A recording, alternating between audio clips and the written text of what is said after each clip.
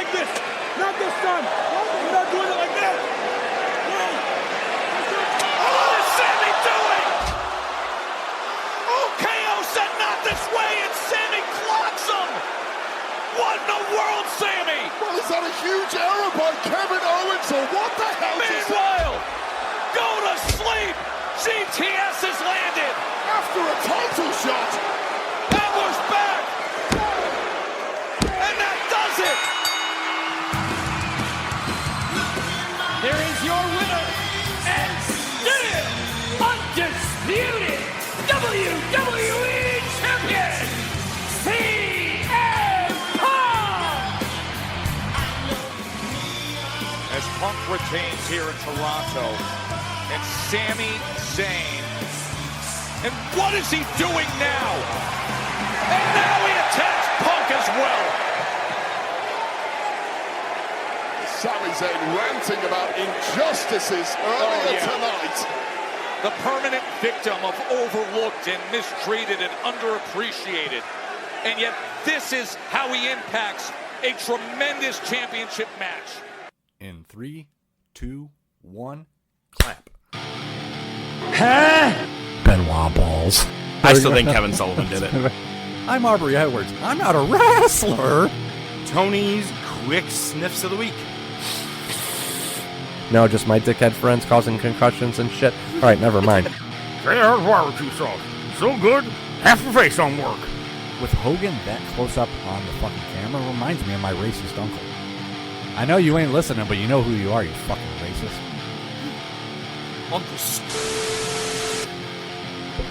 Oh my God, for real, don't tell me that's his name. Oh, no way. I was kidding. I swear to God.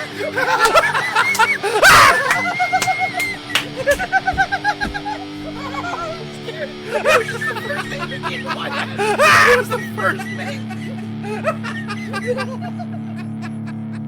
Welcome to the Top of Wrestling with your hosts ODM and the Professor.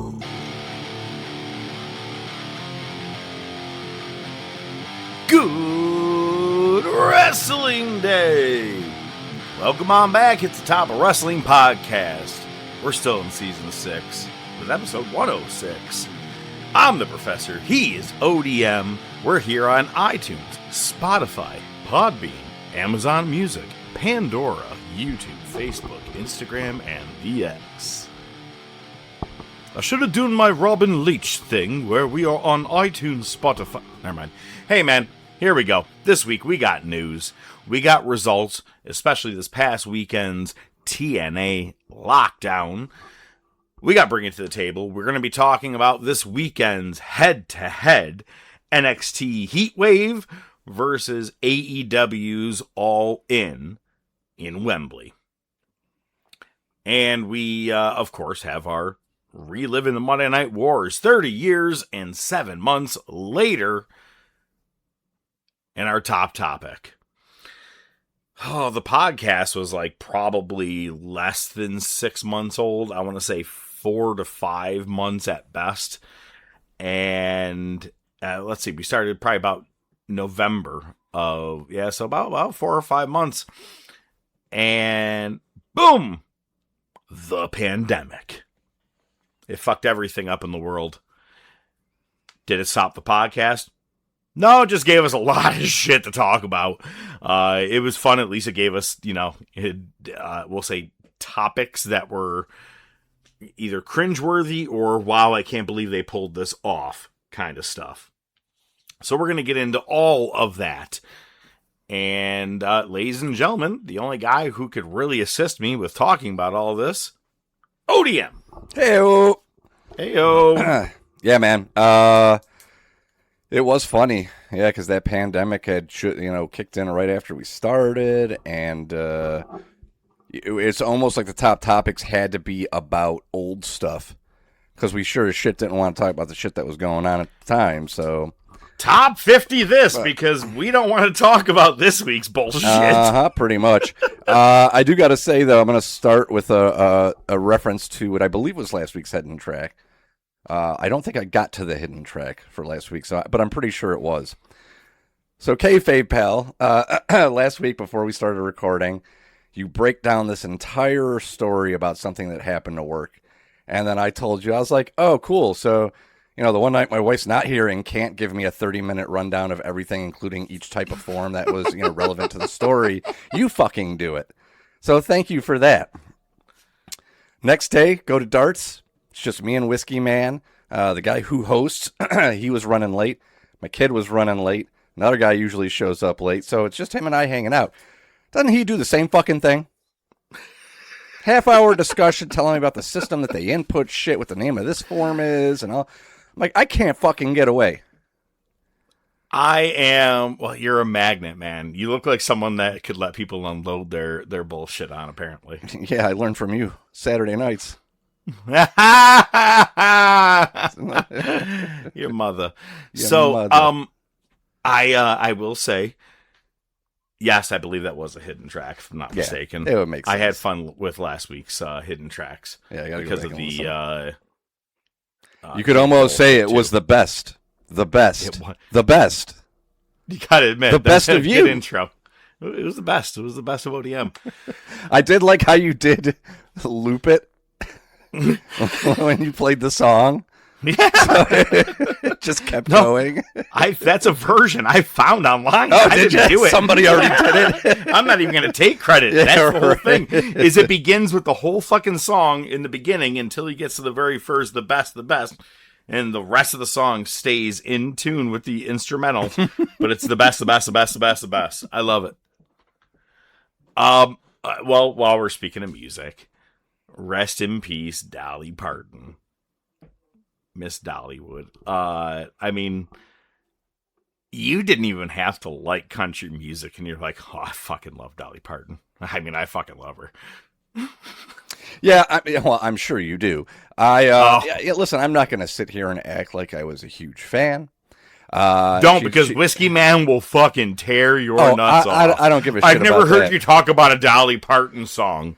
Yeah, fuck all that noise. No, I can admit when I did. Because if he didn't hear me listening to it, therefore I don't listen to it. I've never listened to it, right? So I know about 4 or 5 of her songs altogether, probably. I think maybe more.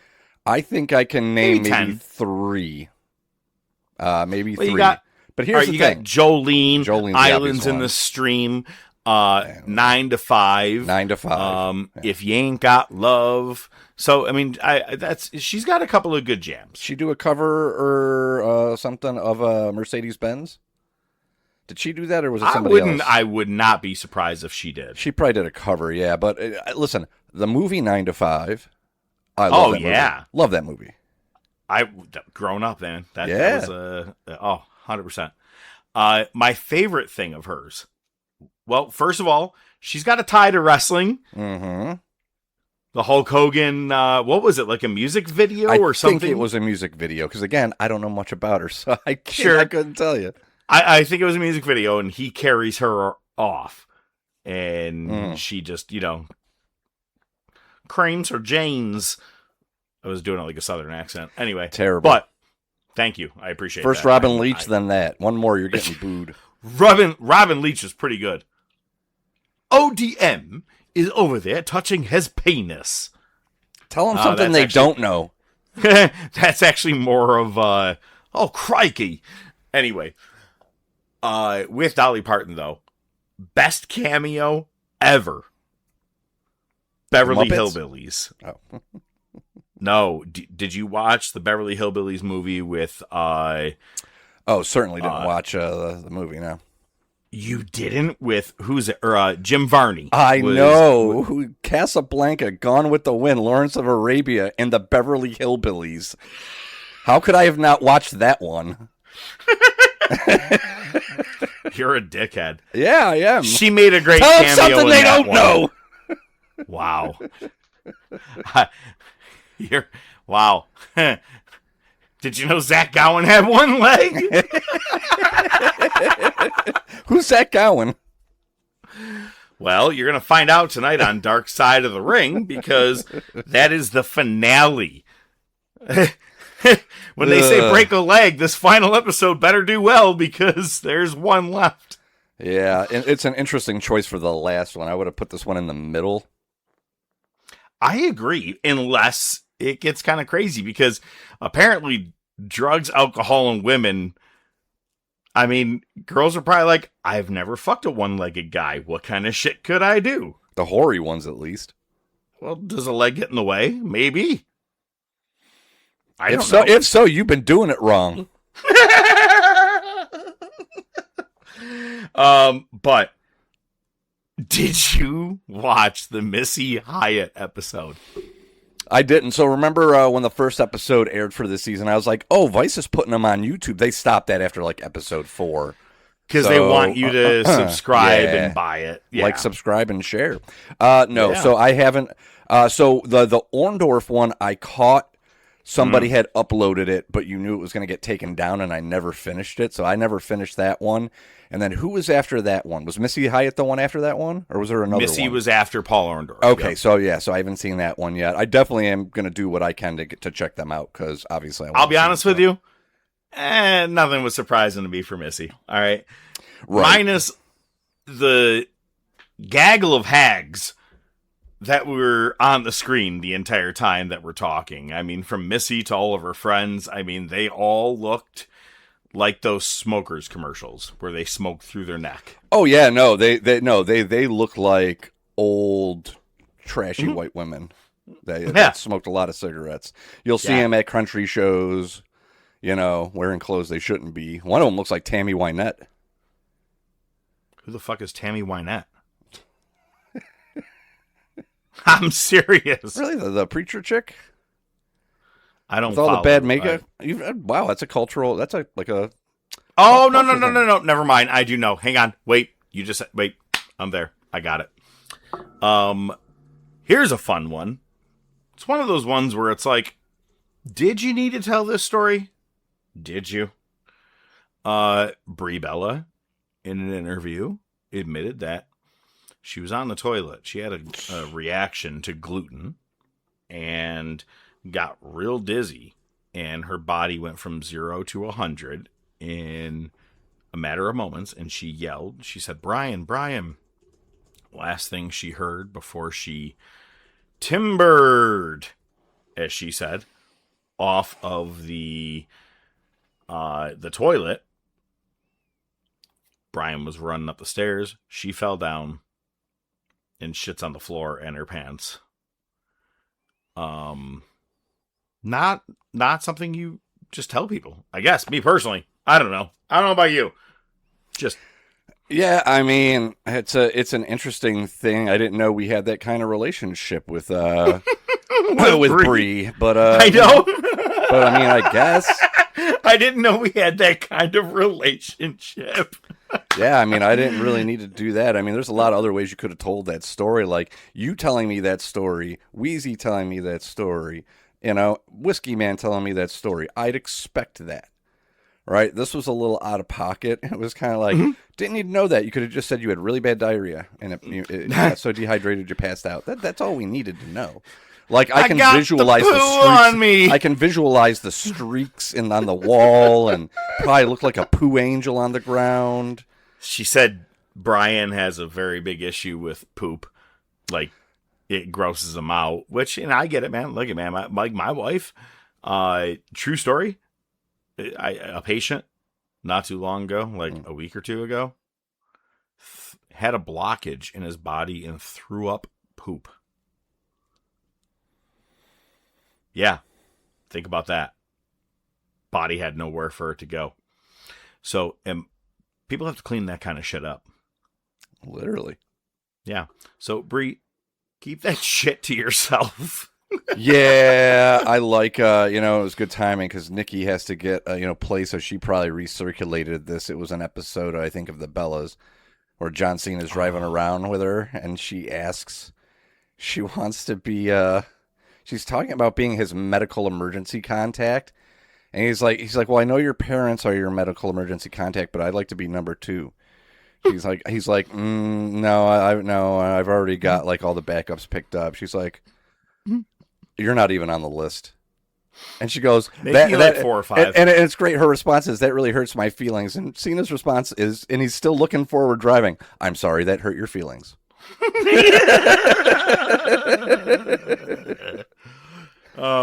When we moved in with our friends Bo and Co.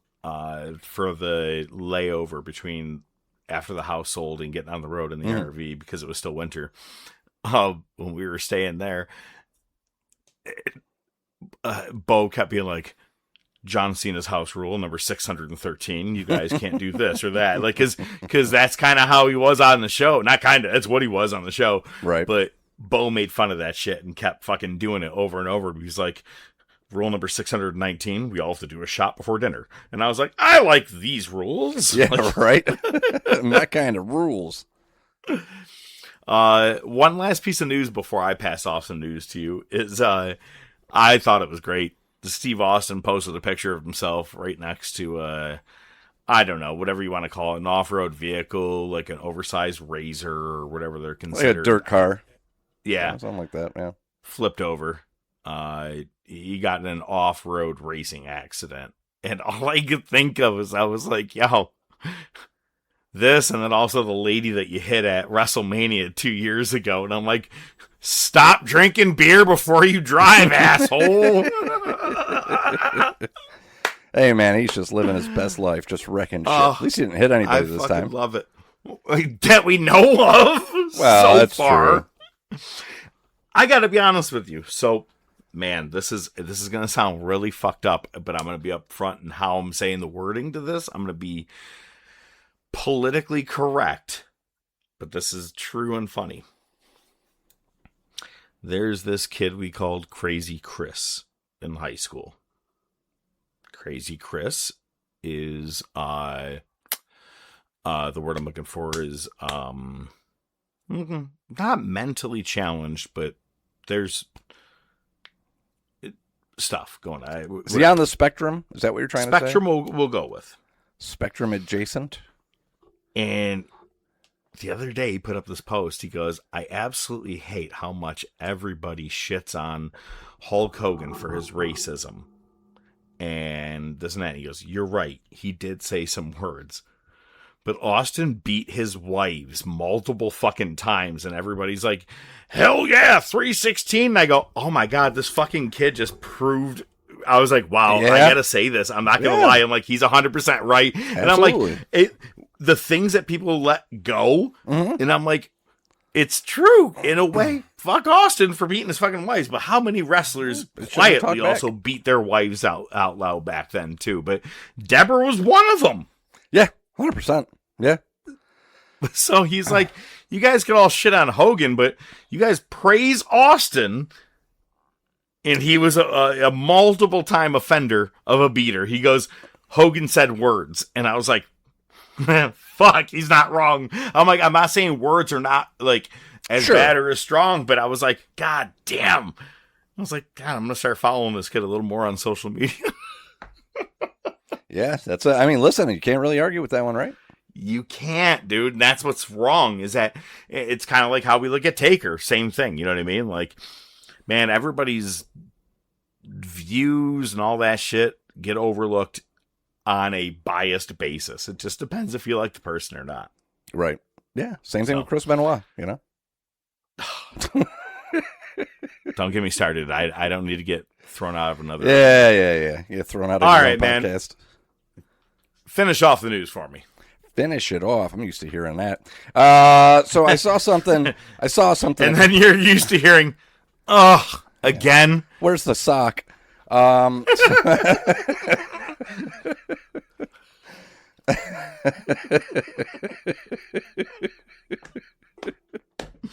you're leaving? All right, I'll finish this on my own.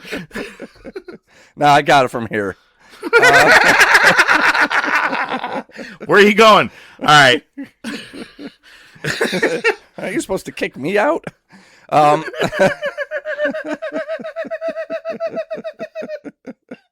It's funny because it happens. Just kidding.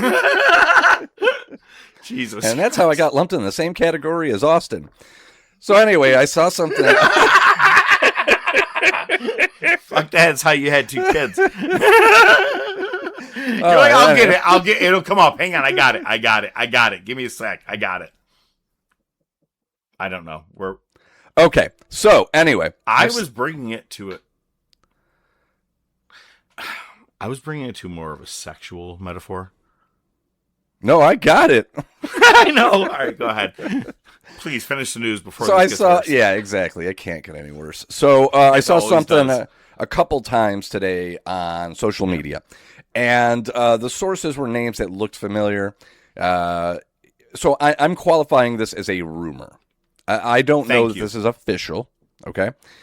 But the rumor said that once WWE's streaming deal expires with ESPN, they will not be renewing. But they have like 3 more years left on this contract, or 4, right? I think when I saw it, it said it had like a year left. Hey, Peacock, we're sorry. Can we come back? Well, I saw Little John commented on one of the posts. He's like, just move everything back to the network, please.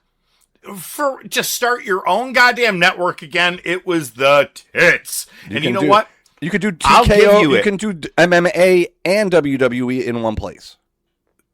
Not even that. If you just did WWE and it was $20 to $30 a month, you'd pay it for Raw, the entire library, and pay-per-views. SmackDown, fine, because it's on TV or whatever. But maybe even throw NXT on there.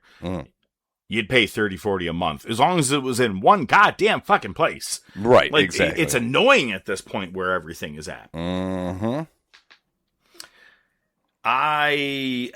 We'll see where it goes. ESPN has not been kind to WWE. We'll at least say that. I mean, the reviews that they've given, the things that they've done, I feel like they half mock everything in wrestling when they do cover it on their network or on ESPN at all. Like the one lady dressed in a bodysuit, dressed like Obafemi doing his thing. You know what I mean? It was like, they're not taking it serious in my eyes. Yeah, no. You know what? It was the only sport that continued during the pandemic, motherfuckers. Well, they played football too, though. Not till way late. Yeah. Baseball stopped. Basketball stopped. Hockey stopped. Just saying. Even hockey. Where I tried you guys it for like to do your stuff. Yeah, act like men. Oh, sure.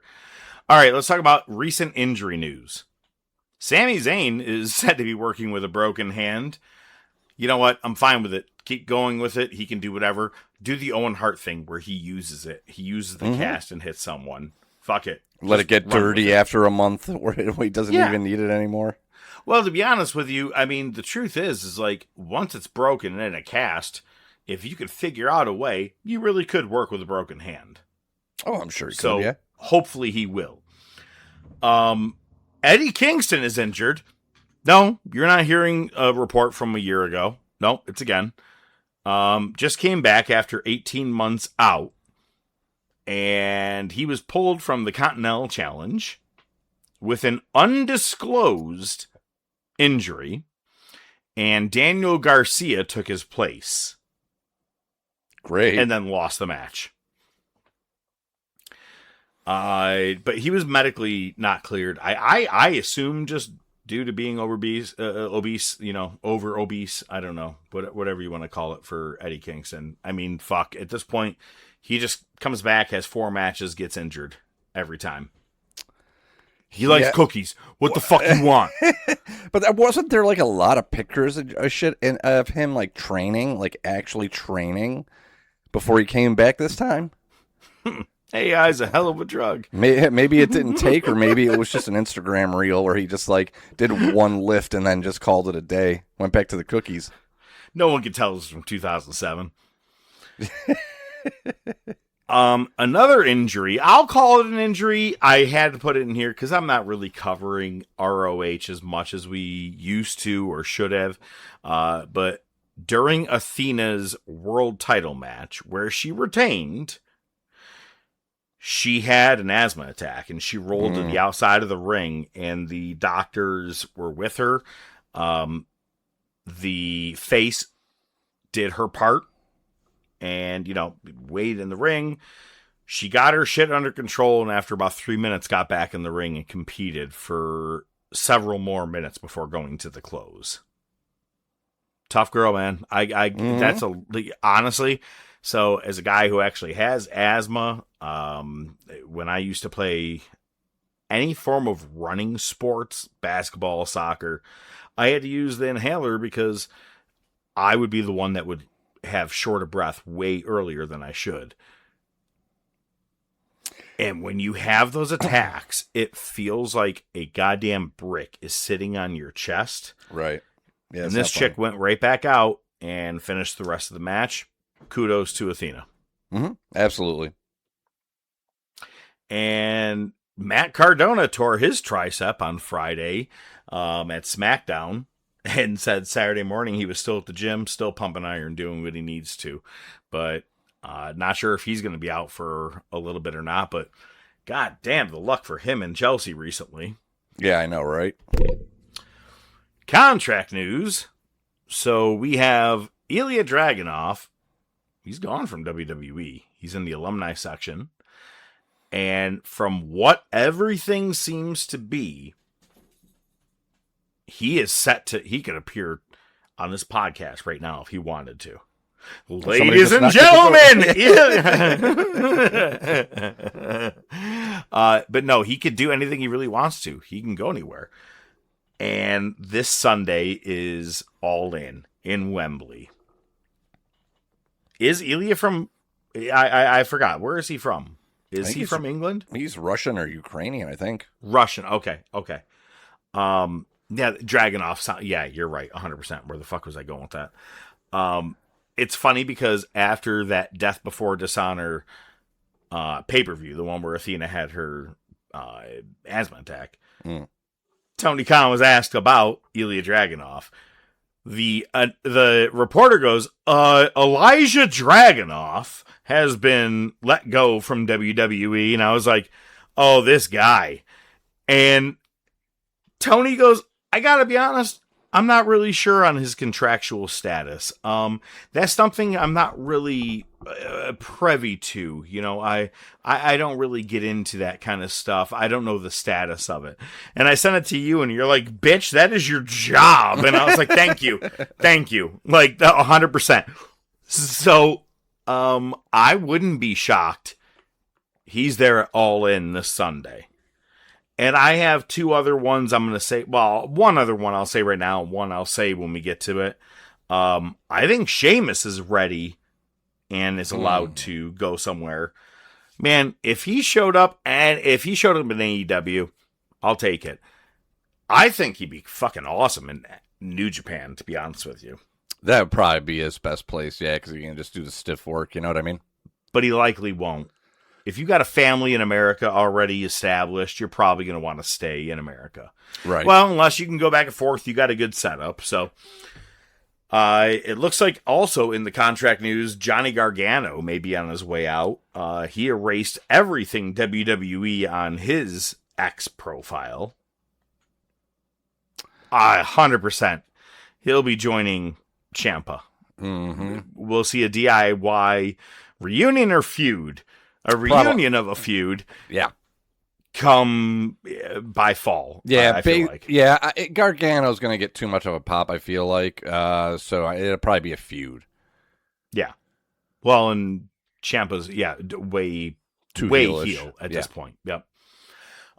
With Lyra Valkyra keep mentioning Bayley on TV, it seems like she has re-signed with WWE. Bayley, that is. Yeah, I've seen kind of speculation on both ends. One being related to the next piece of contract news, but one being that she potentially was re-signed again because just Lyra keeping bringing her up. Bro, on Raw last night, they had a segment. It was her. Who the fuck was with? Who was she talking to? She was talking to Sol Ruka, and then Io came out, and both Sol, especially Lyra though, looked like she just rubbed baby oil all over her face. The reflection, like her face was glossy. It was creepy as fuck. She looked greasy. Yeah, that's what it is. Yeah, but I think that's what they're going for. Is greasy gross. They gotta do something. Yeah, dude, it just did not look good on camera. Anyway, I was jumping ahead on that one, but yeah. Well, but you finished this last one off. Yeah, so I mean, there's been rumors. I think Alvarez has been talking about it. Either I don't know if it was on his show or on the Observer podcast, but it looks like there might be some more releases coming around October. Bailey has been mentioned as potentially being on that list, but again, we're getting conflicting reports. We'll see what happens there. But two other names are Damian Priest and Carmelo Hayes. Damian's not going anywhere, especially since they're having him work in AAA right now. They're having him do that. They're making him look like the American badass, or the Latin badass Taker over there. He's pushed way too much. He's a Triple H boy. He's not going anywhere. Who was the other one? Carmelo Hayes. Poor dude, Yeah. honestly. Now I'm like, yeah, go somewhere else, man. I mean, fuck. Even if you go to TNA, at least you'll be on TV and maybe even get some championships. It's crazy. Him and Dragunov, where they were in, let's just say, March and April, and then goodbye. Carmelo had a second wave. It was like, Yeah. oh, he came up. Oh, they just buried him. Oh, he's back. He's getting another. No, he's buried again. And Dragunov, Dragunov, I don't get it. No. He's one of the most pure wrestlers out there. Like, all the shit you could have done with him. He's everything that's the same as Gunther and some of the other ones. It's like, why are you choosing to just drop this one? And man, if that's your case, drop him back to NXT, make him the NXT champion that no one could fucking beat. Yeah. There you go. He was, it bothers me. Yep. So, NXT on Tuesday, Zilla Fatu came out dressed as The Rock. As much as he could be dressed like his father, Umaga, or Umanga, as William Regal liked to do, came out dressed as The Rock and said he's not just another nympho baby. Whoops. Crazy thing is the whole fucking crowd missed it, which is weirder. The fact that they missed it, no one laughed. And I was like, I caught it right away. And I was like, did he just say nympho? And it's funny because I think it was Lil Jon was like, what is a nympho baby? I go, a baby that likes to fuck a lot? I don't know, man. I'm not really sure. But I'm not just a nepo baby is what he was going for. Sure. And then the GM of NXT comes out and says, your very first match is going to be, you're inserted into the NXT title match, which was a triple threat. Now it's a fatal 4-way at Heatwave next Sunday. That's your first match. You're in the world title picture. Yeah, not a nympho baby at all. Not a nympho nepo baby at all. Nepo nympho. Jesus Christ. Okay, so on Dynamite, Darby Allin came out and he was about to approach Kevin Knight and was struck by a bunch of pyro. And it's so funny how there was these AEW people going, if WWE did this, they'd be defending it and blah, blah, blah, blah, blah, blah, blah. Yep. They did do it in 2009. They did it to Jeff Hardy, and then a week later, they said that his dog died in a fucking fire. So yeah, we've seen this shit before, but AEW and WWE fans arguing over this segment was fucking killing me just online. I was just sitting back being like, morons. I hate all of you. But tonight, we are going to figure out who is heading to All In the Continental Challenge Finals. So it's going to be commentator Nigel McGuinness versus Kyle O'Reilly. And then the other match is Jon Moxley versus Claudio Castagnoli. So two Death Riders facing off against each other, and Kyle O'Reilly taking on a guy who normally sits at the ringside and talks. Again, you know what? Last week I said it was going to be Mox and Kyle because of the history. This is in fucking Wembley. It's going to be Nigel. It's Mox and Nigel. There's no doubt in my goddamn mind it's going to be Knox and Nigel. And they made a big deal I just said Knox and Nigel. Switching them. That'd probably be more enjoyable. Yeah, it makes sense, especially since they played on that whole Nigel's injured, but he's going to continue on. And the whole thing was a work. Apparently, I thought that he actually did hurt himself. Nope, it was a work. They did a whole... Yeah, well, you got me. I'll give you that one. On SmackDown, Kyoki, which is Hiromi Takahashi, is now the new tag partner of Shinsuke Nakamura. I don't know why, but I love that he went Banzai! I don't know why. I was like, all right, you know what? Fine. You brought the Samoan Japanese Yokozuna saying back, and I'll take that. I like that.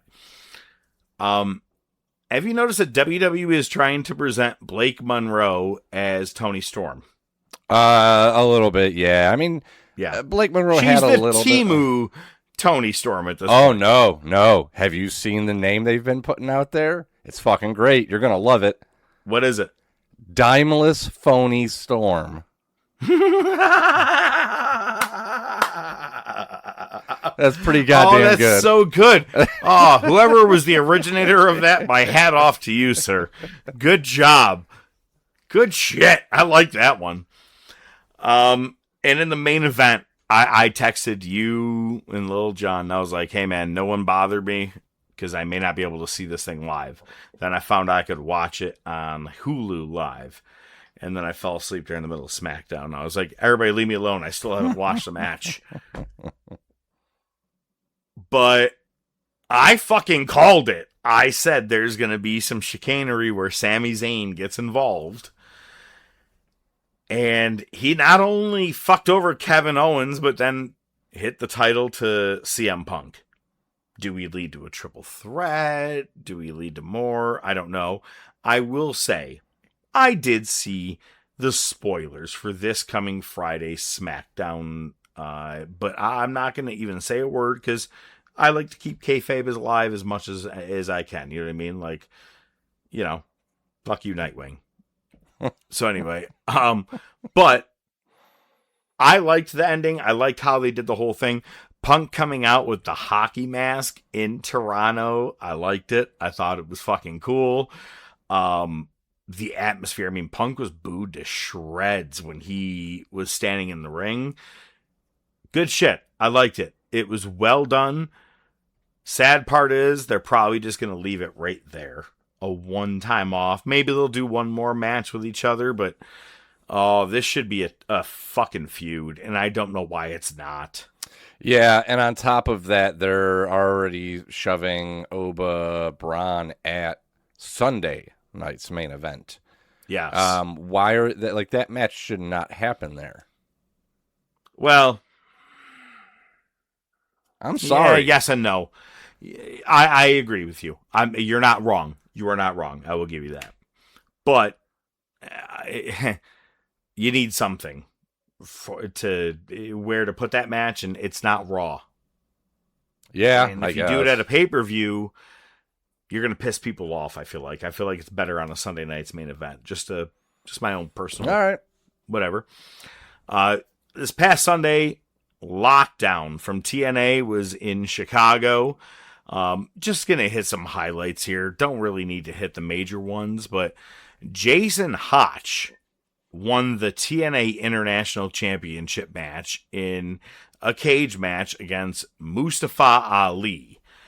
And, bro, it was very, very, very good. Top two matches of the night. The one after it was the next best one. But very good match. And to the point where it made Jason Hotch's daughter go into full-blown tears at ringside. It was fucking cinema. You know, it's like, nah, I'll let my daughter get traumatized for a night. It's okay. We'll figure it out at home. Don't worry about it. This looks good on TV. Yeah, that crossbody was crazy off the top of the cage. The crossbody was nuts. Mustafa jumped just at the right time to pull his body up and hit it. It was so well timed. Ali is very, very underrated. I think that they slept on him in WWE, but at the same point, there was never going to be a very high pinnacle for him. He's better off. He has a better chance of becoming a TNA World Champion than he ever was going to become a WWE Intercontinental Champion. Oh, 100%, yeah. So, but his work has been fantastic there. And then the next match was Cedric Alexander defending the X Division Championship against Leon Slater. And remember, Leon Slater's entire X Division title history was on the line. And Leon won the title back. So, his history stays intact. This match was nuts. It was a last man standing match. Just, I can't even describe how well this match was done. Then they had the System defeating Fabian Aichner, which is the former Giovanni Da Vinci, Ricky Sosa, Casey Navarro, and Jada Stone in a lethal lockdown match. Bloody, lot of weapons. What you expected. Yeah. The match I thought that the lethal lockdown was actually going to be the main event. But the main event ended up being a cage match between the Nemeth brothers, Nick and his brother, versus Jeff and Matt Hardy. It was in a steel cage, as I said, for the TNA World Tag Titles. When the Hardys came out, Matt Hardy came out to his old Broken Hardy theme with a really cool mask on. Then Jeff Hardy came out to his Immortal theme with a mask on. They both stand on the ramp together. They look at each other. They rip the masks off. Dun, dun, dun, dun, dun, dun, dun, dun.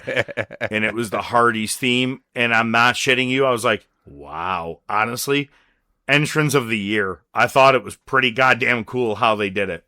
Wow. And then the Nemeths underwhelmingly win the tag titles from the Hardy Boys. The crowd was like, thank you, I guess.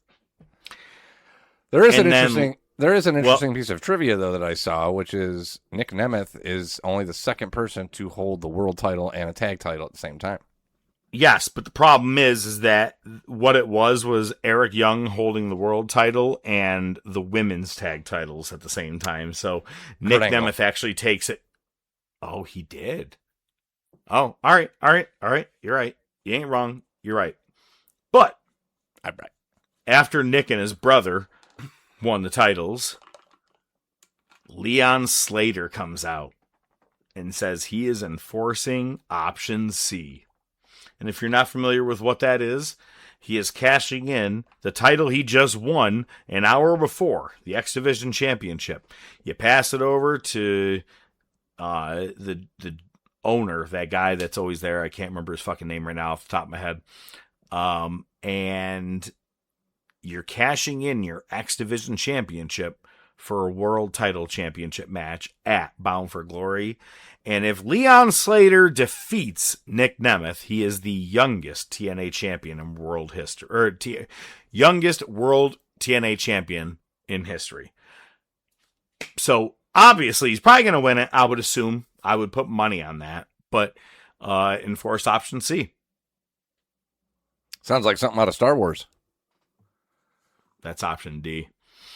All right, and then on Monday on Raw, Obafemi, Braun Breaker, they had their contract signing. Best part was Braun Breaker being like, it just got in Paul Heyman's face and be like, are you going to sign this for your boy? Are you going to sign it for him? Mm-hmm.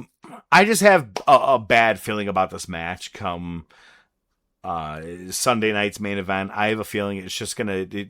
Bronson Reed, like we talked about last week, it's not going to end well, and neither guy I really feel like is going to benefit from this fucking match. I think they're doing it too early. Yeah, they are. It's going to be a schmoz of some sort. Either Breaker will win via chicanery, or Obo will win via DQ by interference. Yep. And getting beaten down. So Ray Phoenix defeated Dragon Lee. That match was a banger. It was good. It's funny. I see what you wrote here. The part where Ray Phoenix did a cannonball spot, where he did a I was Dragon Lee. tope suicida. I'm sorry, you're right. Not Ray Phoenix. Dragon Lee did a cannonball spot where it was a tope suicida, but then he kind of basically did a swanton in the air, if you will. Pretty much. He did like a Kevin Owens cannonball in the corner. Yep, there you go. And the ref pushed the ropes down. He was looking out and pushing down for him. And you know what's funny is that it bothers me that people point all this shit out, because I'm like, who cares, man? To be honest with you, yeah, he did. And that's what happens during matches. Refs hold the ladders. Refs do this. Refs do that. Like, it's just, but refs, fuck off, man. Let it be. They're a part of the match. And honestly, I swear to God, if no one pointed it out, I, as a longtime wrestling fan, I didn't notice it at first. Did not notice or give a fuck. I swear to God. Yeah, okay, first of all, it's just the internet marks. We've probably referenced them like 8 times on this show. They seem to be out and about today alone lately. But the thing that was cool about that one, when I saw that he did it, I didn't blink twice, because quite often you will see a ref, even when there's not a spot involved with it, if somebody's on the floor, will stick their head under the top rope and hold the second rope to lean out and be like, hey, get your ass back in the ring, even when there's no spot that depends on them doing that. So that's a normal move. Which means the ref, Phoenix, and Dragon Lee all got together and were like, here's the plan. You're going to look like you're checking on them. You're going to put your hands on the ropes. Blah, blah. Like, it was planned and it was done well. It was done very well. Fuck off, everybody. Like, I hated that everybody had an issue with it. Yep, absolutely. We did get after all said and done, at the end of the night, Royce Keys, well, Hobbs, as Corey Graves yelled out by accident, but Royce Keys and the OTMs destroyed the Samoans at the end of the night. Got to be honest with you, not really sure who the OTMs are. One of them was in Los Perros de Mal. Oh, okay. In AAA, but he got booted from that faction. They're both from NXT, I guess, but interesting. Yeah, I don't get it. Like, it's almost like they just want somebody to feed to the bloodline. Well, it's weird because Royce Keys was a tag partner to all these guys just 2 weeks ago at SummerSlam and the night after, having a match against Jacob Fatu, and then all of a sudden he turns on Solo and LA Knight. It didn't make sense. But the best part of Raw for me was Jey Uso calling his shot. Pow! And this week, Solo decided to do the Matrix. Outstanding. Bro, as soon as I saw it, I go, oh. The problem is he's so good at being funny. He's The Rock. And what that means is he's ruining characters by mocking them. Right now, anything Jey Uso says, no one is going to take seriously anymore, because Solo has fucked him to the ground by mocking everything he says. And that's what Rock used to do to everybody back in the Attitude Era. Solo is rocking the shit out of everybody. And I love it. I never would have, 3 years ago, I will never goddamn forget Solo. 3-4 years ago, he showed up the same night that Punk regained the AEW World title against Moxley. It was the Clash at the Castle against Roman Reigns. Drew McIntyre, Roman Reigns, and Solo shows up for the first time ever. Looking back then, all the way now, I would never have been like, I fucking like this guy. Let's push him. Let's push him. And now I'm like, he's got so much charisma. It's amazing. Mm-hmm. Oh, I mean, he's killing it. Crushing. He's got everybody. And again, it doesn't get any better than constantly shitting on Jey Uso. I'm here for it. Good for him. So we're going head-to-head. NXT Heatwave versus AEW All In. And from what it looks like is the main event match. The main event matches will be lined up around the same time. So first, the main event match for NXT Heatwave is a 4-way. Tony D'Angelo defending against Cruz Montana versus Grayson Waller versus Zilla Fatu's debut. And that's going to go head-to-head with Kenny Omega and Will Ospreay for the AEW World title. Yeah, I mean, this is, let's be honest. I know back in the day, we would compare AEW to NXT. I don't think you can make that comparison. This is apples or oranges here. Yeah, 100%. They're still fruits, but it's no, but I mean, it's not like apples, potatoes. You know what I'm saying? Like, it's decent, but it's not apples to apples anymore. No. Honestly, AEW, well, yeah, that's a different discussion. We'll pass on that. Anyway, continue. The rest of NXT Heatwave, Kendall Gray is going to take on Kalani Jordan for the NXT Women's Championship.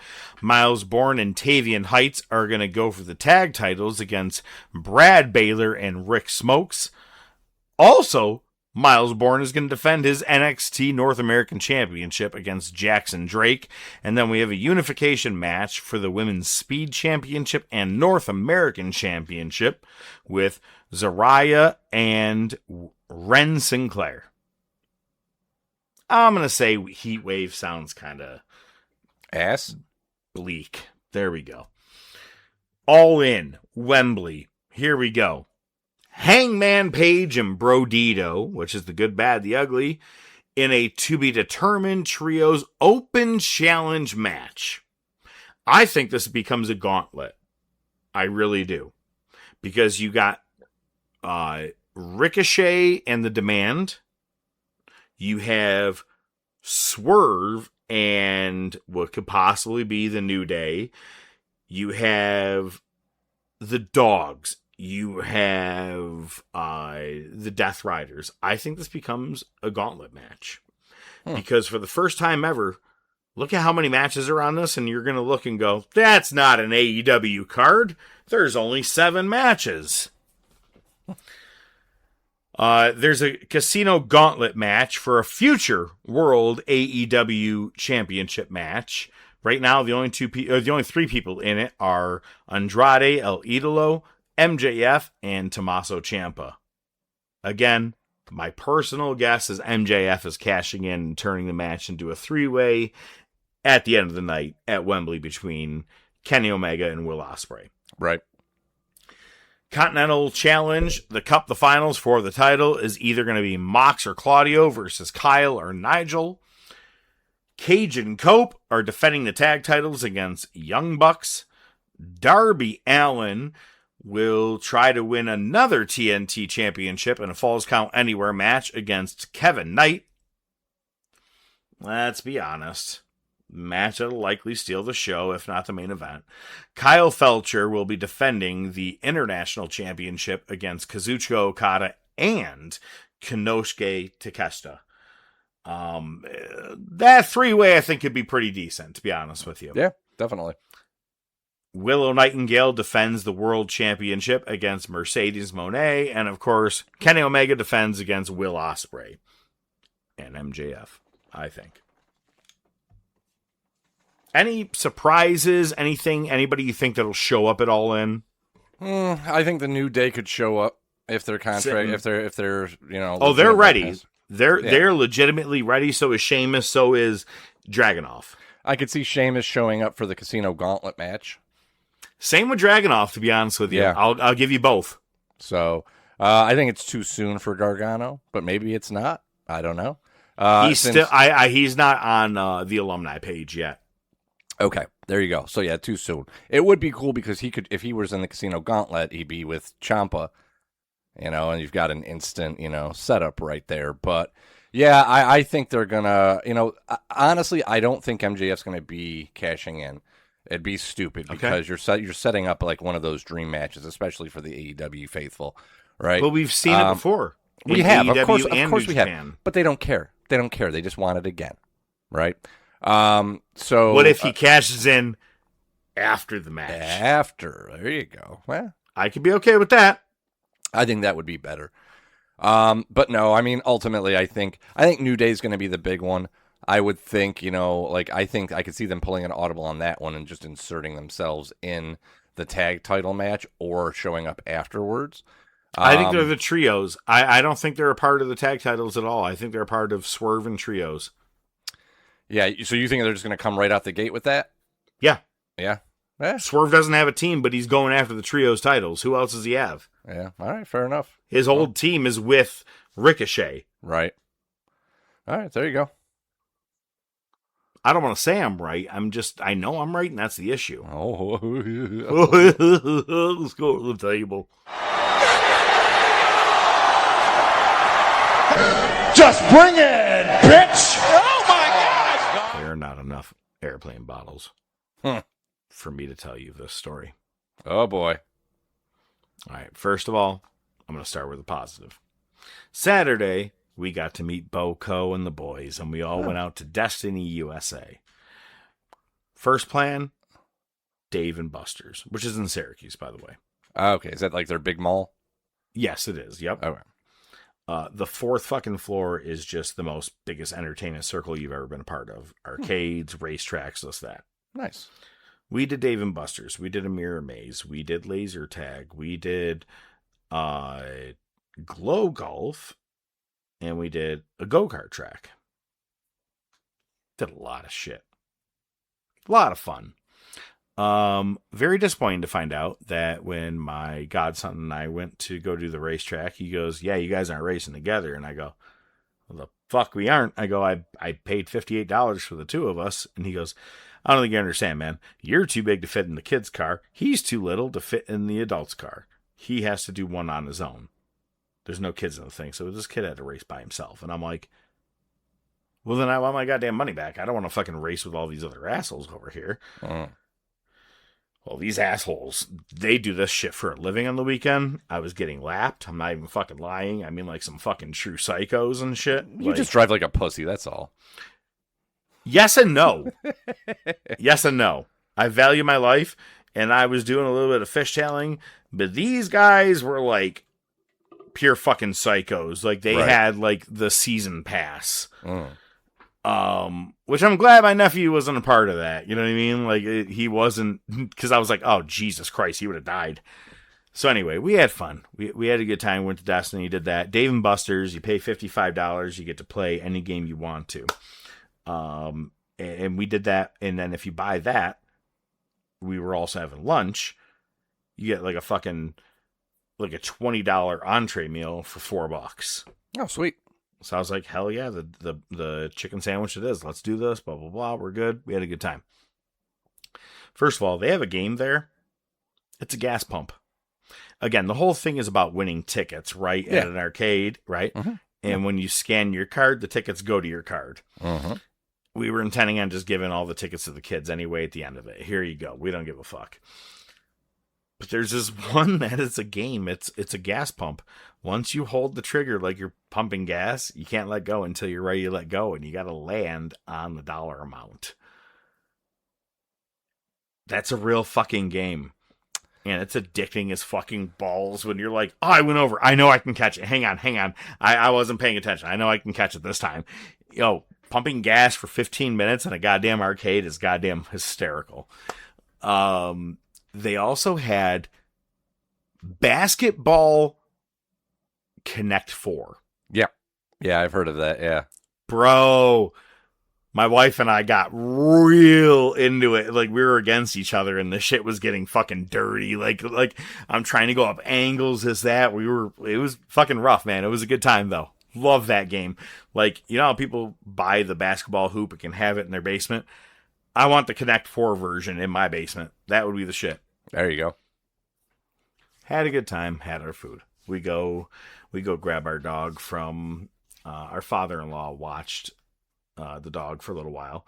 We just felt it was going to be just a touch too long. We were at the fucking mall for 6 hours altogether with being there. We get back home.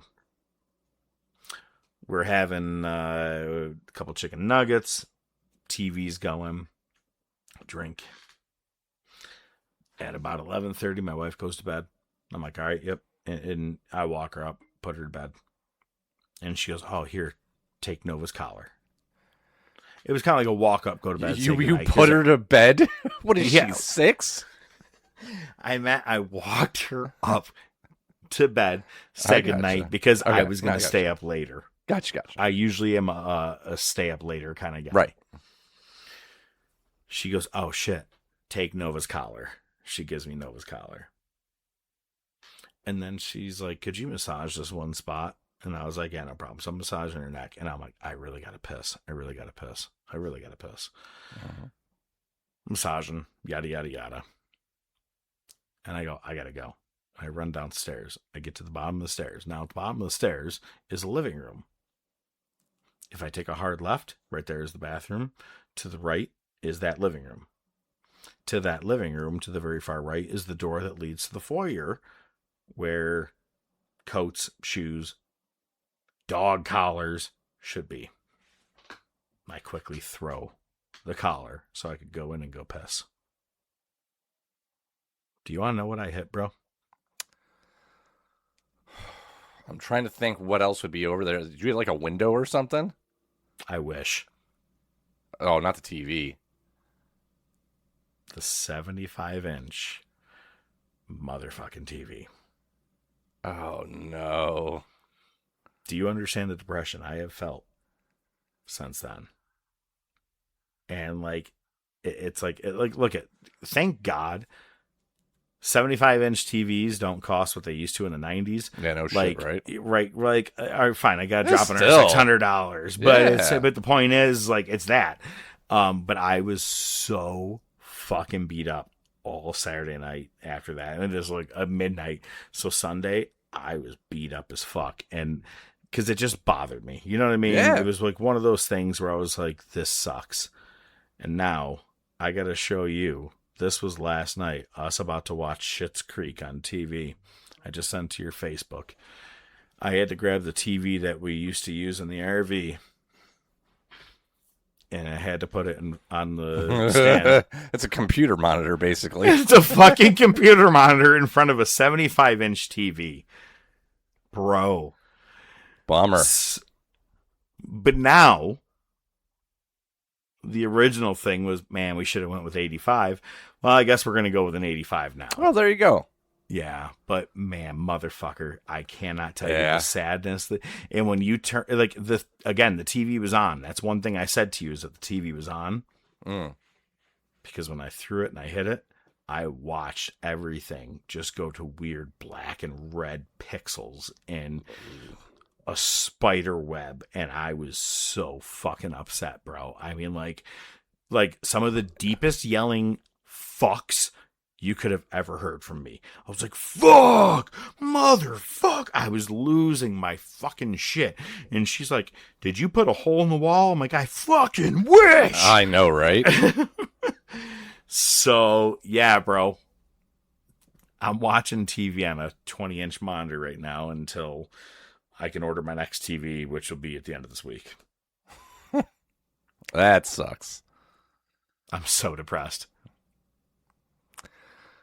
Well, I guess That's you why, won't I'll be honest with you, Raw was watched on my phone, as everything else has been the last couple of days. I guess you're not going to be throwing anything in that direction in the near future. Bro, I've been watching. Dude, oh my God. It asked me to do that 99 or 100 times. 99 out of 100 I was making in that room. That was the one. That was the goddamn one. I was so mad, bro. I'm still upset. Like, it's so, I would be too, like, yeah. It's an American tragedy, to be honest with you. This is a white man problem, but I'm just telling you. Like, dude, to me, like, I mean, I'm sure one of the most infuriating things is that it was your bad. That's my point. You know, yeah. Fuck not. It's one thing to not have the TV, you know, but, you know, the fact that you just were off a few inches. Well, and I said to my wife, I'm like, if I was pissed off and out of anger, I threw it at it. I'm like, all right, not that that's Right. a justification, but I'm like, No. I understand how it happened. But Right. I'm like, this was just a fucking dumb accident because I'm a clumsy fuck. Yep. And it pisses me off so much. And when I tell you, man, I barely talked Sunday, that's kind of how I was. Because I was like, oh, you want to watch something? You can't! You want to play video games? Oh, tough break. Bro, I swear to God. So I put the new TV, that little TV in front of it, trying to watch something. I go, oh, this is depressing, and I just turned it off. I'm like, I'm not even watching. I'm gonna I'd rather watch it on my on my phone. I swear to God, I go, I'll just put my phone in my face. Yep. Here we are. That's much better. All right, so that was my horrible goddamn night. What do you got? Terrible. Well, we had a little vacation, so I'll just run over some of the high spots. We started off in Vermont.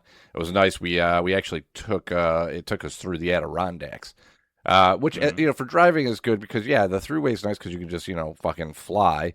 But after a while, you're just staring at road. Just road. There's nothing but interstate. Look, if you need to get A to B really quick, it's fine. But if you want to see some viewage, I get what you're saying. You know what I mean? Yeah, and also, like I said, it just kept me more attentive behind the wheel. So we get up to Vermont. It's beautiful. We did the Ben and Jerry's tour. Love Vermont. Yeah, so it was very, very. It wasn't, it was a very quick tour. It was nice. But we did that, and then there's a place that I've heard about, for years. Part of the craft beer industry. Vermont's very big for craft beer. We were in Waterbury. So Prohibition Pig we went to was good. Had some barbecue there. That was very tasty. Called it for the night. Next day we went. What did we fucking do? We went to the Cabot Creamery. So we had some cheese samples and shit. That was really good. Nice. I bought. So there's a beer from the Alchemist, and I'll get to that in a second, called Heady Topper. One point it was the #1 ranked beer in the world. I think part of it was because you had to go to the brewery to get it. So it was very highly sought after. But a very famous beer. It was the first IPA that I had that I was like, wow, this is actually really good. So they make a Heady Topper mustard. So I bought a jar of that. Mama found big mustard fan, so I'm all for that. That's same here. Mama found a place that actually was right across the street from the creamery. It was a pizza place, and they did like New York style pizza. And I'm talking thin crust, fold it. Crispy bottom, dude. It was great. And then the guys were super cool. Hole in the wall place. It was fantastic. It was great. So then we shot up from Waterbury to Stowe, Vermont, which is about 20 minutes, 15, 20 minutes. It wasn't very far. That's where that brewery that makes Heady Topper is, the Alchemist. I've been drinking their beers for years now. They've started to get them at Wegmans like once every 3-4 months. They'll do a drop, and we get a few of two of their flagship beers. But I went in, was able to have a beer, take a couple pictures, got a case, different 4-packs, got a cool hoodie. So I got to visit that. That was cool. And we shot on down to Boston. And on the way, I was thinking about it. I saw a sign for a suburb of Boston where a buddy of mine from high school lives. I'm like, holy shit, I didn't even think about that. So once we got to the hotel, I messaged him. I'm like, hey, man, we're going to be around tomorrow. You want to get together for dinner? He's like, yeah, definitely. So he found a place. He made a reservation. His wife and kids came out. So got to see him. That was cool. We were in the restaurant with them for 4 hours. Sick. Yeah. Man. So, I mean, it was a long visit. But Friday we went to the Red Sox game. It was great because our Uber was a practiced Bostonian driver. This guy was just cutting in and out and fucking it was almost terrifying at times because he's just whipping around. But I mean, in a city like that, you got to be an aggressive driver. That's how I feel when I'm in New York City. I'm like, my life is in your hands, man. You understand how to drive these areas. I don't, and they scare the shit out of me. So I get what you mean. So yeah, we went to the game, and I went to we got It was funny because it took us a while to find our seats. To get to the right spot, and we go and we get in our seats, and the seats are super tight.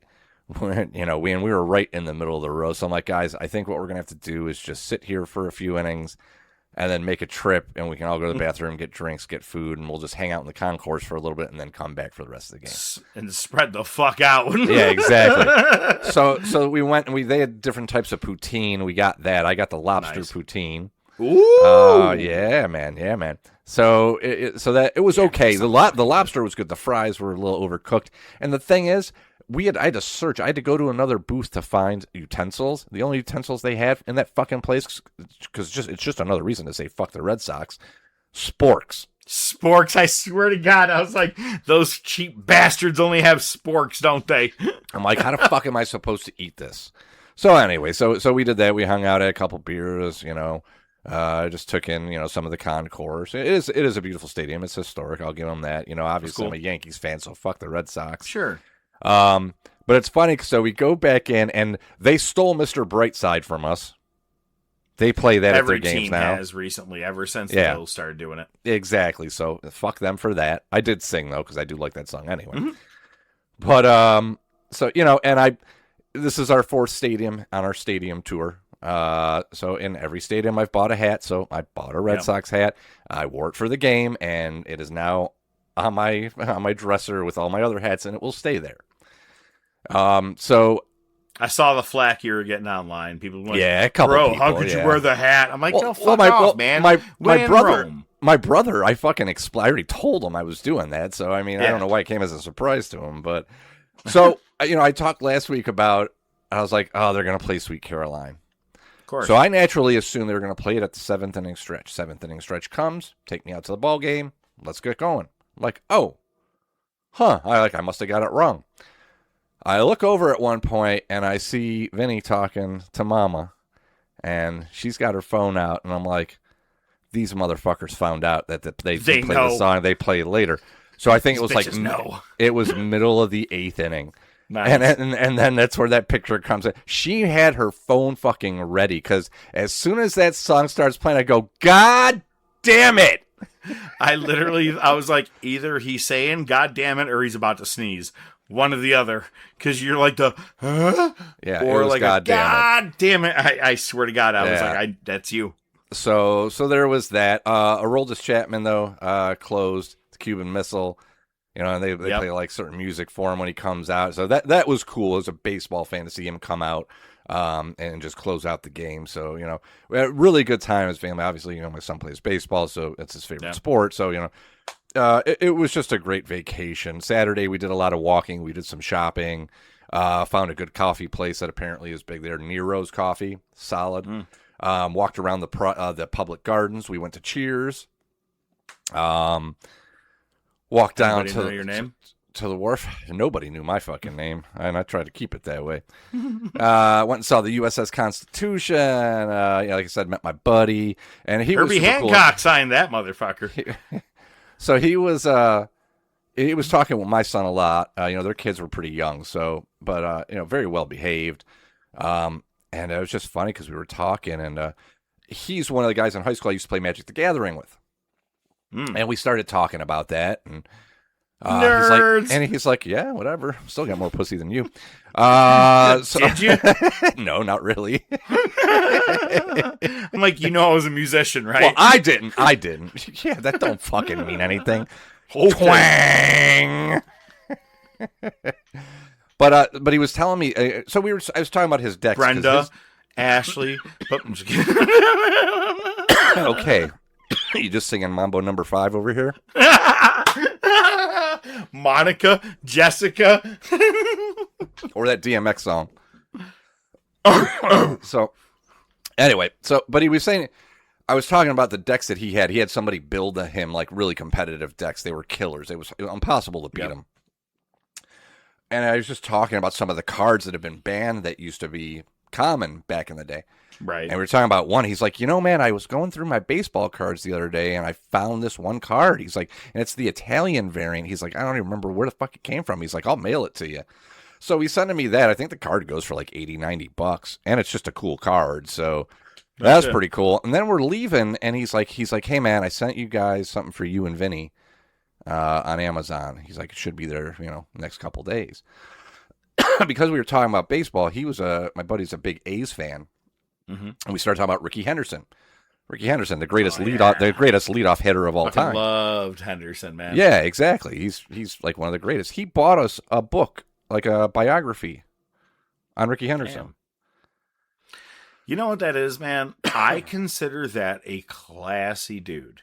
And I'm not meaning like funny, like how like, and It's Always Sunny. That's classy. That's how you act classy. But classy to me is the dude paid attention, listened, understood what you guys were into, and was like, I bet you they would appreciate this. Yeah. And pretty much. I don't know, man. That to me, that's cool. That's a cool dude. I like that. Yeah, no, it was awesome. Sunday we went. We did a duck boat tour. You familiar with those? No. So it looks like a boat, but I mean it's a road vehicle, and you drives around and you drive around the city, and you've got not a host, but a tour guide. He tells you the history. Everything is there. This is what this means. There's this statue, all this shit. And then you get to a certain point, and I always get this fucking wrong. I got it wrong yesterday because Wheezy was telling me about it. He actually played me a song that references the river. I think it's the James River. Dirty water. Something about drinking dirty water. The James River. I think it's the James River in Boston. So you go to this, you go under a freeway, and there's this skate park with all this graffiti. It looks cool. It looks like it's out of a movie because it's like under a fucking expressway. Right. And then you go to this ramp, and it just drives into the water. And then it's a boat. Nice. Yeah, so that was pretty cool. And then we got home, and so when we got home, I got to tell this story because this is all fucked up. So ladies and gentlemen, he's going to the professor level. Yeah, I know, right? And listen, I'm cutting shit out here. There is something I'm going to do on the break. Don't need to. So I have to pee, but go ahead. So I live right off of 250, right? And I don't know if you came that way, but on 250 there's this big white house. I accidentally took the wrong way. Okay. So there's this big white house. It almost looks like an old plantation house. It probably was the big house when this was all farmland. Plantation. Which is funny because in our backyard there's like a little shed, but it looks like that might have been like the servants' quarters. Okay. Yep. Right? So, I mean, it's this huge house, and I'm guessing it is not cheap. So whoever lives there probably has tons of money. We're coming home. We're coming down 250 before we hit the side street to get to our house. And we see a bunch of people on the road. Signs, candles. We're like, what the fuck is going on? I'm like, did somebody die or something? Yeah. So we get home, we unload everything, and I hit social media, and I start looking at all the neighborhood groups to see if somebody goes. It was a protest. Apparently, there is a biomedical facility in Rome, New York, and they do a lot of testing on animals, specifically beagles. Apparently, this facility houses a ton of beagles that they use for biomedical testing. Oh, motherfucker, if I knew that, I would have been there. You would have seen me in that, on that 100%. So they were protesting that, and hey, I can get down with that. Now I don't know the specifics of how true this is, but either way, not cool. The owner of that facility is the guy that lives in the house that's in my backyard. Jesus. You hop my backyard fence, you're in his yard. Wait, is this the one that had the asshole kids that were yelling in the middle of our wing challenge? No. That was the other guy. Oh, okay. That was the other guy. No, then you got the guy that decided to mow as soon as he saw you had company. Yeah, exactly. And then he had to stop it and start it and stop it and start.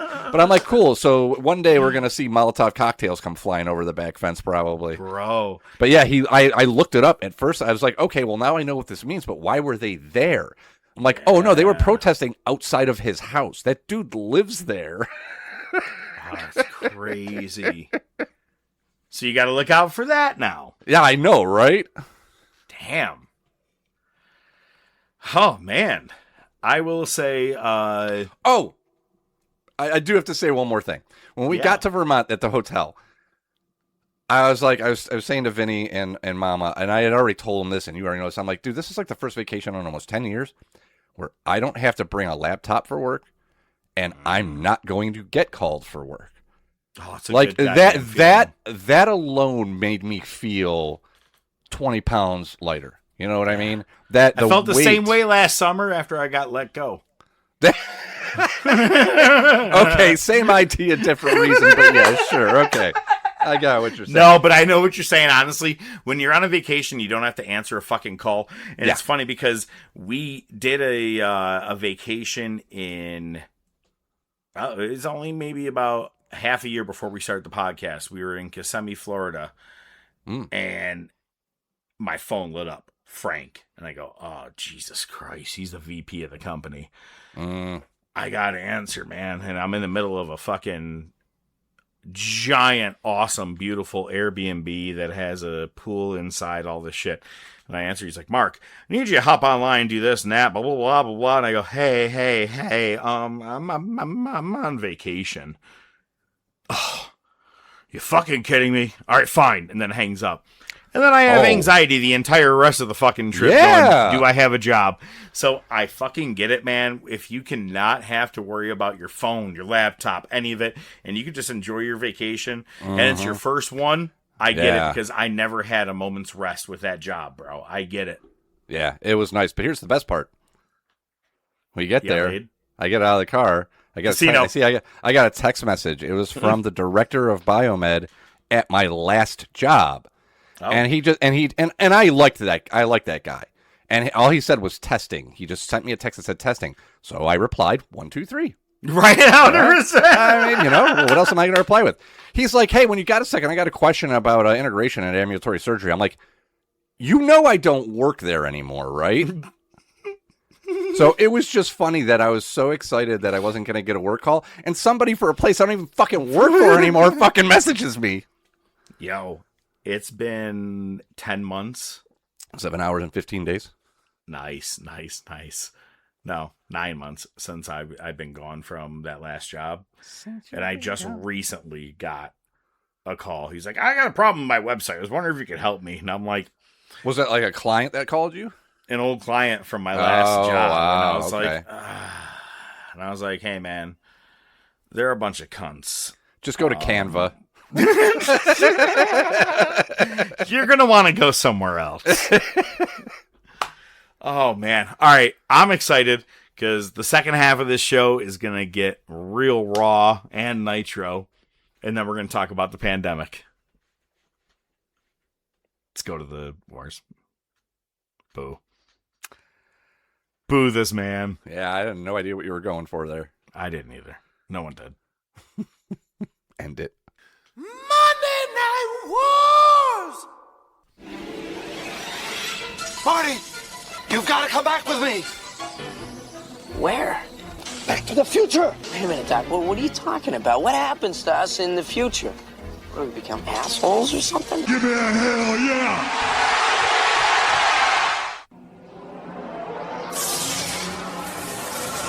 You want a war?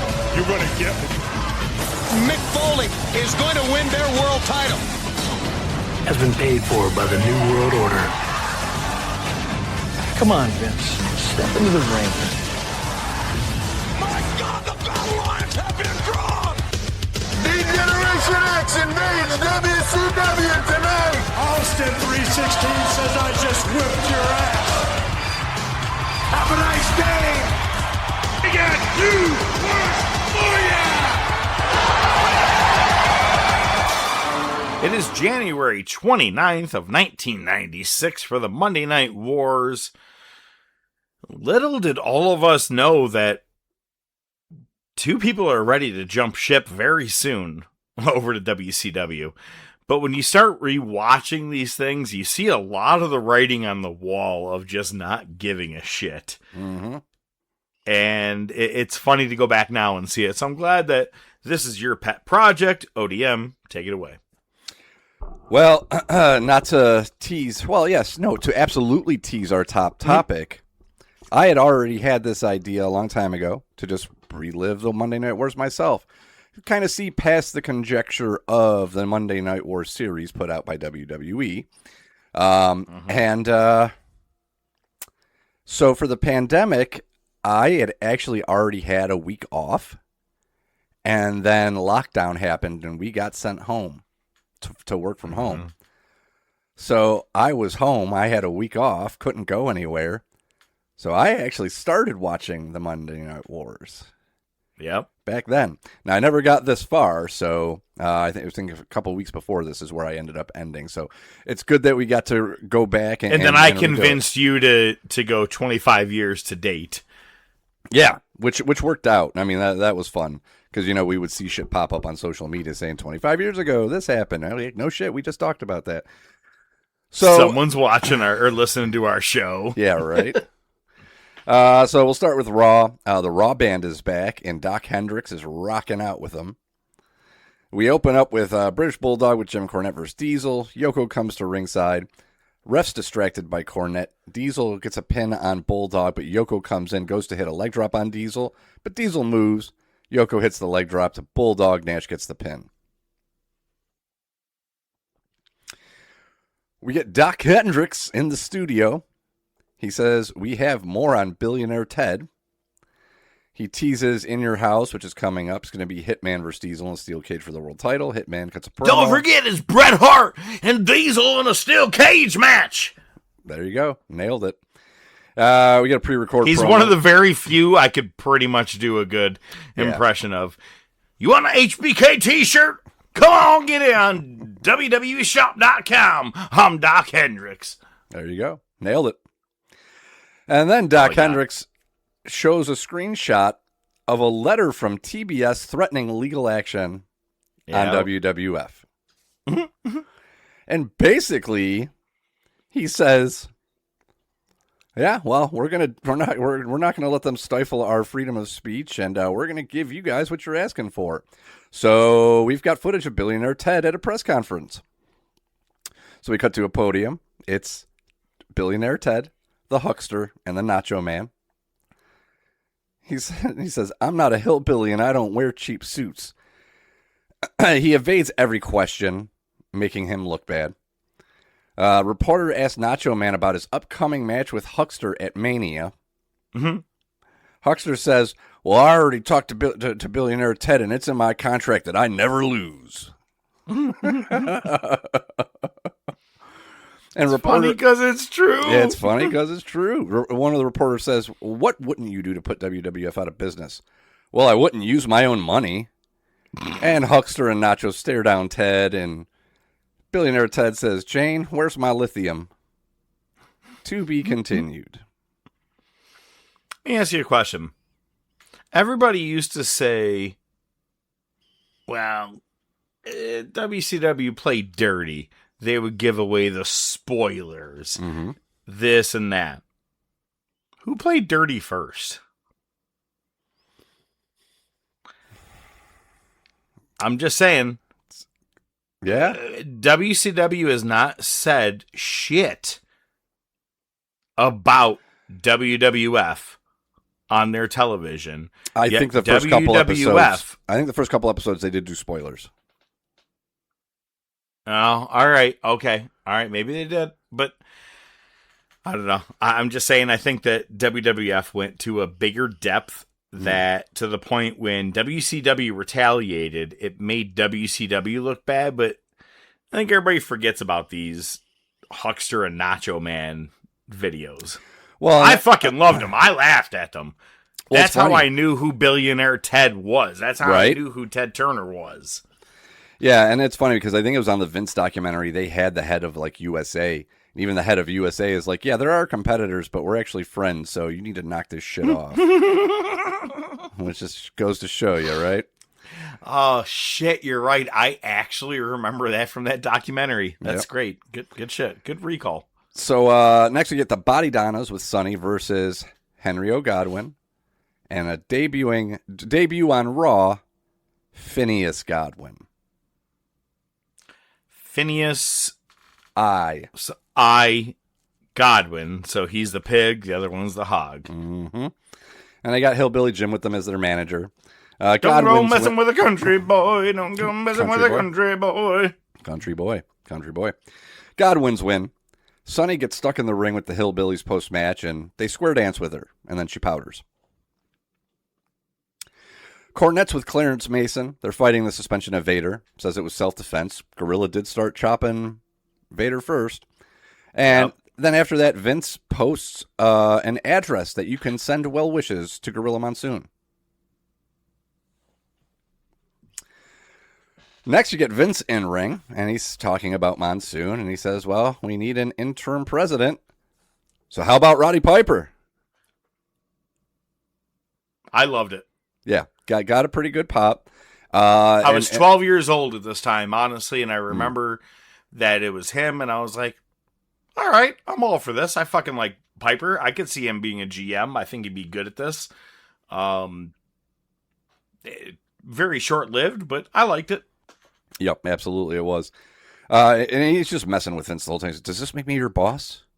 And Vince says, there's trepidation within the WWF about making you president. And Piper just starts mentioning like his old stuff. He's like, I'm the one that smashed Snuka in the head with the coconut, and he ain't been quite right since.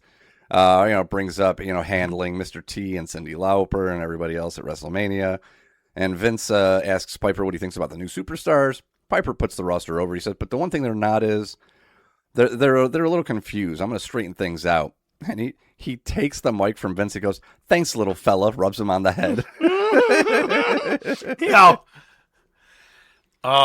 No one was better than Piper, man. Honestly, I would give you that the other person who could fuck with Vince like that was either Vince or Jesus Christ, Austin, but really Shawn Michaels. No one else could really fuck it and mess with Vince and do random shit. But Piper, you had to be ready to pivot with him. Oh yeah, 100%. He didn't give a fuck. And it's funny because Piper's like, I gotta get something here out of his little satchel, because part of the kilt is they wear. It's almost like a fanny pack, but it's And he actually named what it was, and Vince is like, what the fuck are you talking about? He's like, oh, this thing. So Piper pulls out this sheet of paper and he's like, I got some rules here, and Vince goes, you never follow the rules. Piper goes, good. Piper goes, good point, and just puts them away. I laughed so hard at that. I remember this back when I was a kid, man, and then this was gold, Jerry. It was gold. Jerry. Well, here's the best part. It had nothing to do with Piper or Vince. They're panning around the crowd, getting shots of fans' reactions, and they show this one kid mouth breathing.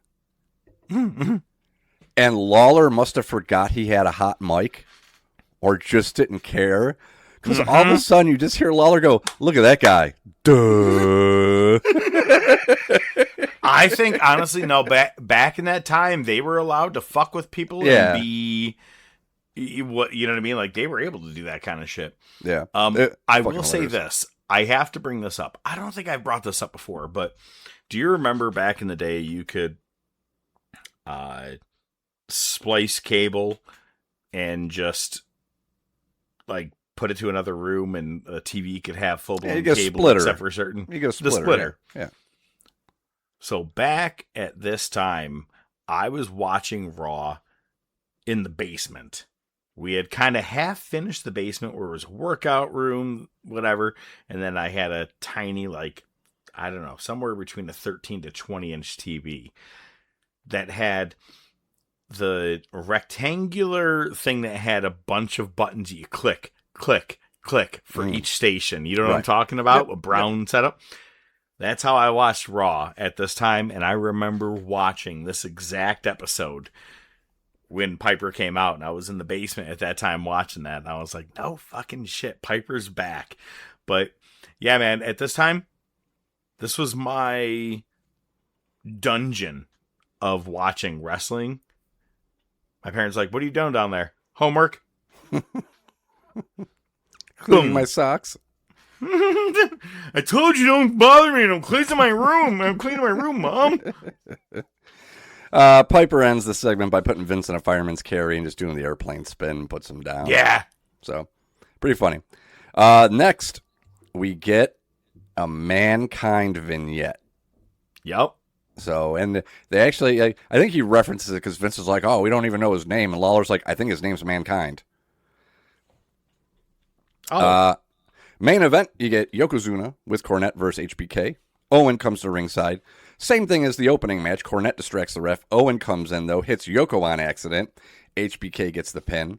Yoko shoves Owen post-match. Bulldog comes in to separate him. HBK's still there.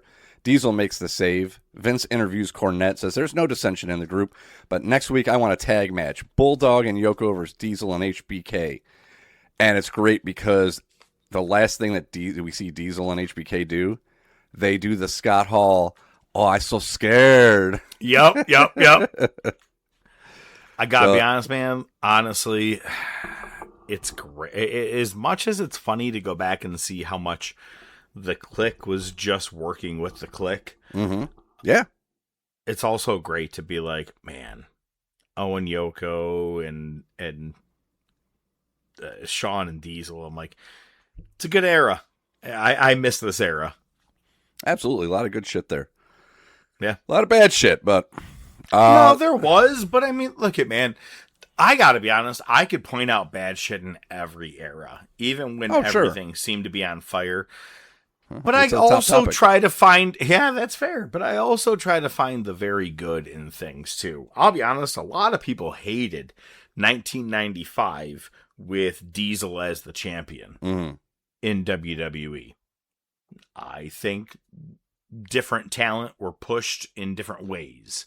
So it was just, you know what I mean? Like I look at it in a different way than others. That's it. There you go. All right. Nothing wrong with that. Nitro is in Canton, Ohio. We open up Ric Flair with Jimmy Hart versus Hogan. Hogan comes out with a bevy of ladies, including Woman and Liz. Mm-hmm. Our first sight of her. Elizabeth. Oh, yeah. Elizabeth. Bit. No H. Yeah. Double A runs in. Hogan fends him off. No DQ is called. Jimmy Hart holds Liz and then tosses a high heel shoe into the ring. And Flair spikes Hogan in the eye to get the win. Next, match of the night. Some matches you just watched. Some matches are just fun. You get the Faces of Fear versus the Road Warriors. And the Road Warriors... Two badass teams. And the Road Warriors are wearing the blue shoulder pads. Not the red ones. But this was just 4 hosses, no chicanery, simple, fun match to watch. I love Faces of Fear, honestly. I don't think they should have been champions more than... did they ever win the fucking titles? I don't think so. I mean, we'll find out going through the wars. Yeah. But, I don't think they really ever did, but they were a badass team. It's like the Powers of Pain to me. Mm-hmm. Yeah. All right, so Gene's in the ring with Taskmaster and Hugh Morris. There's still some friction with Pillman and the Horsemen, so Pillman and Arn Anderson come to the ring. Taskmaster expects Arn Anderson to keep his word and handle Pillman. Anderson says to Pillman, hey, you weren't there when Flair won this match. You were in the back, so you're going to act like a child. Tough love is all that's left. Arn Anderson takes off his belt, like he's going to whip him. And then Morris and Taskmaster just jump Arn Anderson. Taskmaster goes after Pillman, whips him with the belt. Anderson fights off Morris, gets Sullivan off of Pillman, runs Sullivan down, wants a tag match against Sullivan and his stooge.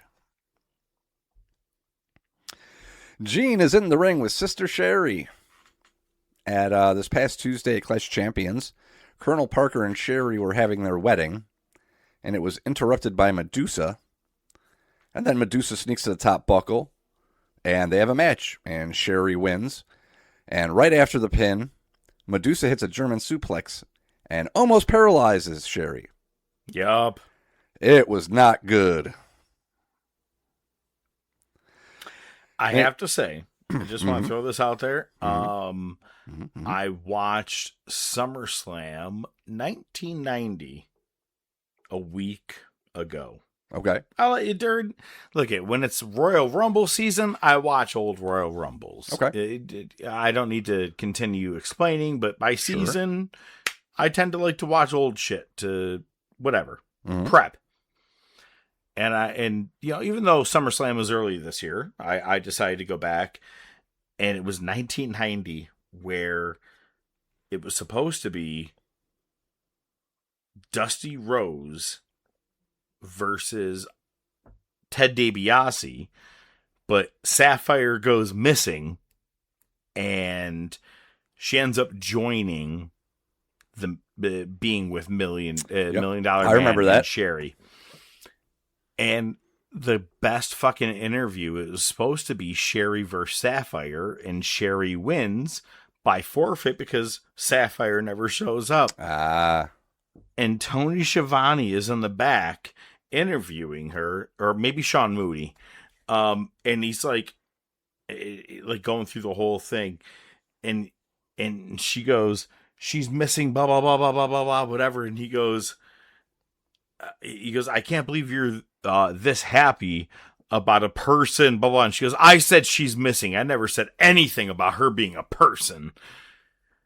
Fucking Sherry was really good. Like, she was tremendous on the mic, way ahead of her time.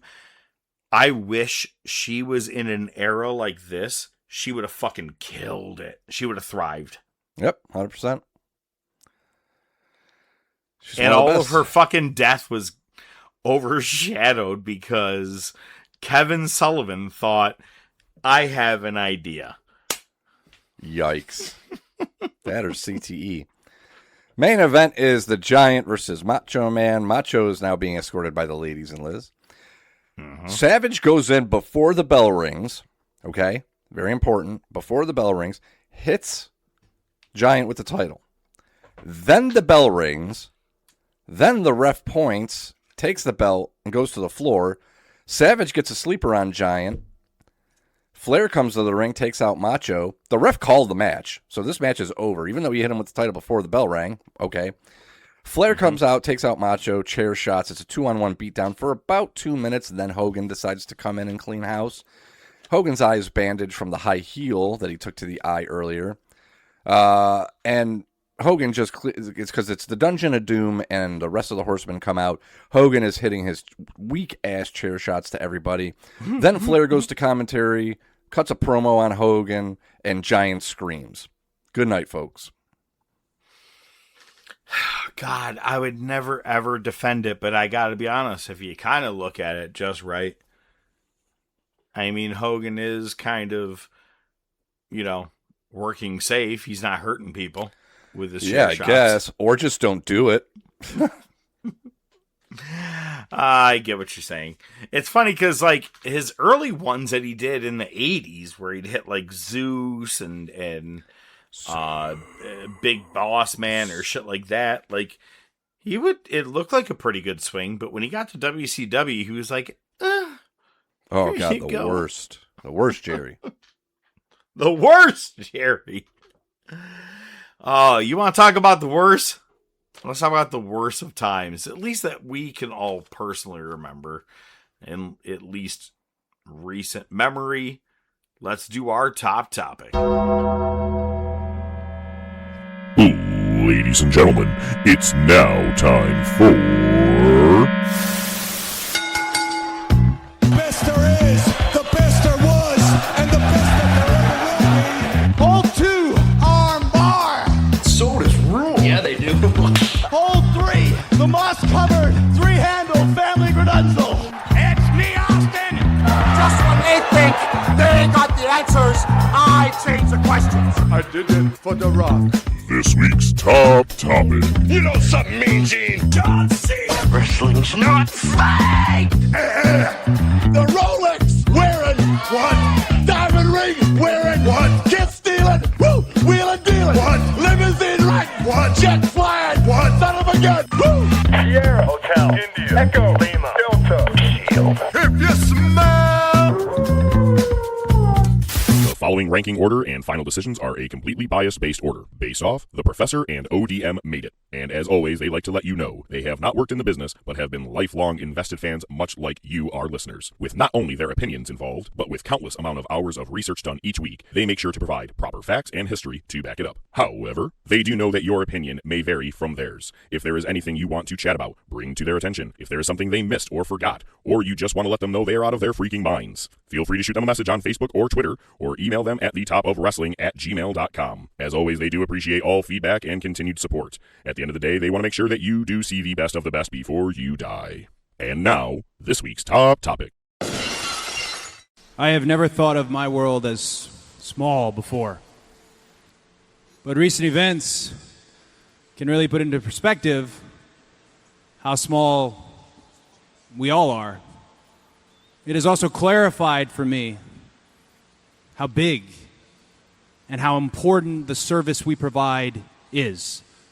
And the irony in what I'm about to ask is not lost on me, because I'm about to ask 3 of the best athletes in the world to discard their petty differences, to put aside those squabbles and to stand together. The irony, it being March 18th, 2020, and us as human beings, need to stand together.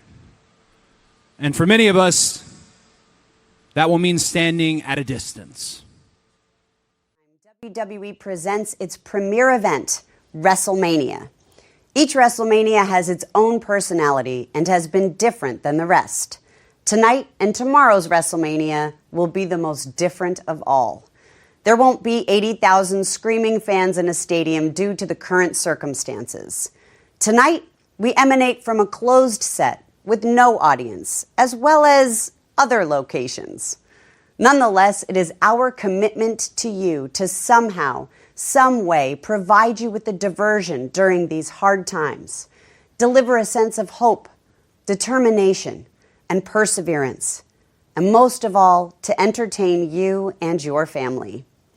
On behalf of all of us, especially our WWE superstars, we'd like to say thank you and welcome to WrestleMania.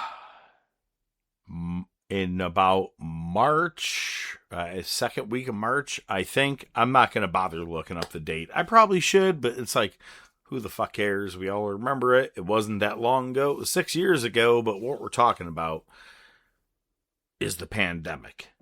And it was pretty epic on multiple levels of life. For people's work, for people's life, even the things that we like to do. Or I'm sorry, the things we like to watch. And a lot of sports were like, well, we called it quits. We can't play outside and play a game with each other. Never mind. Anyway, we're not going into anyway. But WWE, AEW, and in their own ways, New Japan and some other promotions did find their way to chug along during the pandemic era, which began in March of 2020. For us, we're about 4 months in on this podcast. Yeah, we're balls deep. We're in. We're like, let's just do this no matter what. This is what we're talking about. And I think it was kind of maybe almost cool to get our feet wet during a pandemic era. You know what I'm saying? But that being said, with the pandemic era, there was a lot of shit that was good. There was a lot of shit that was bad. Weekly, we were shocked by a lot of the things that were being said or not said. I'm sorry, the storylines, the different matches. I mean, Jesus Christ! When we go through some of this, it's gonna hurt. Some will be kind of okay, but most is gonna hurt. ODM, what do you think personally, before we even dive in, what is your thoughts on the pandemic era? I am actually curious. For the most part, it just wasn't good. We got some of the worst stuff we've seen in years out of it. What was it? The Thunderdome? Is that what they called it? Oh, that's in there. Yeah, I mean, I'm not going to start listing stuff off. No, hang on. Whatever you want to say, it's not a spoiler.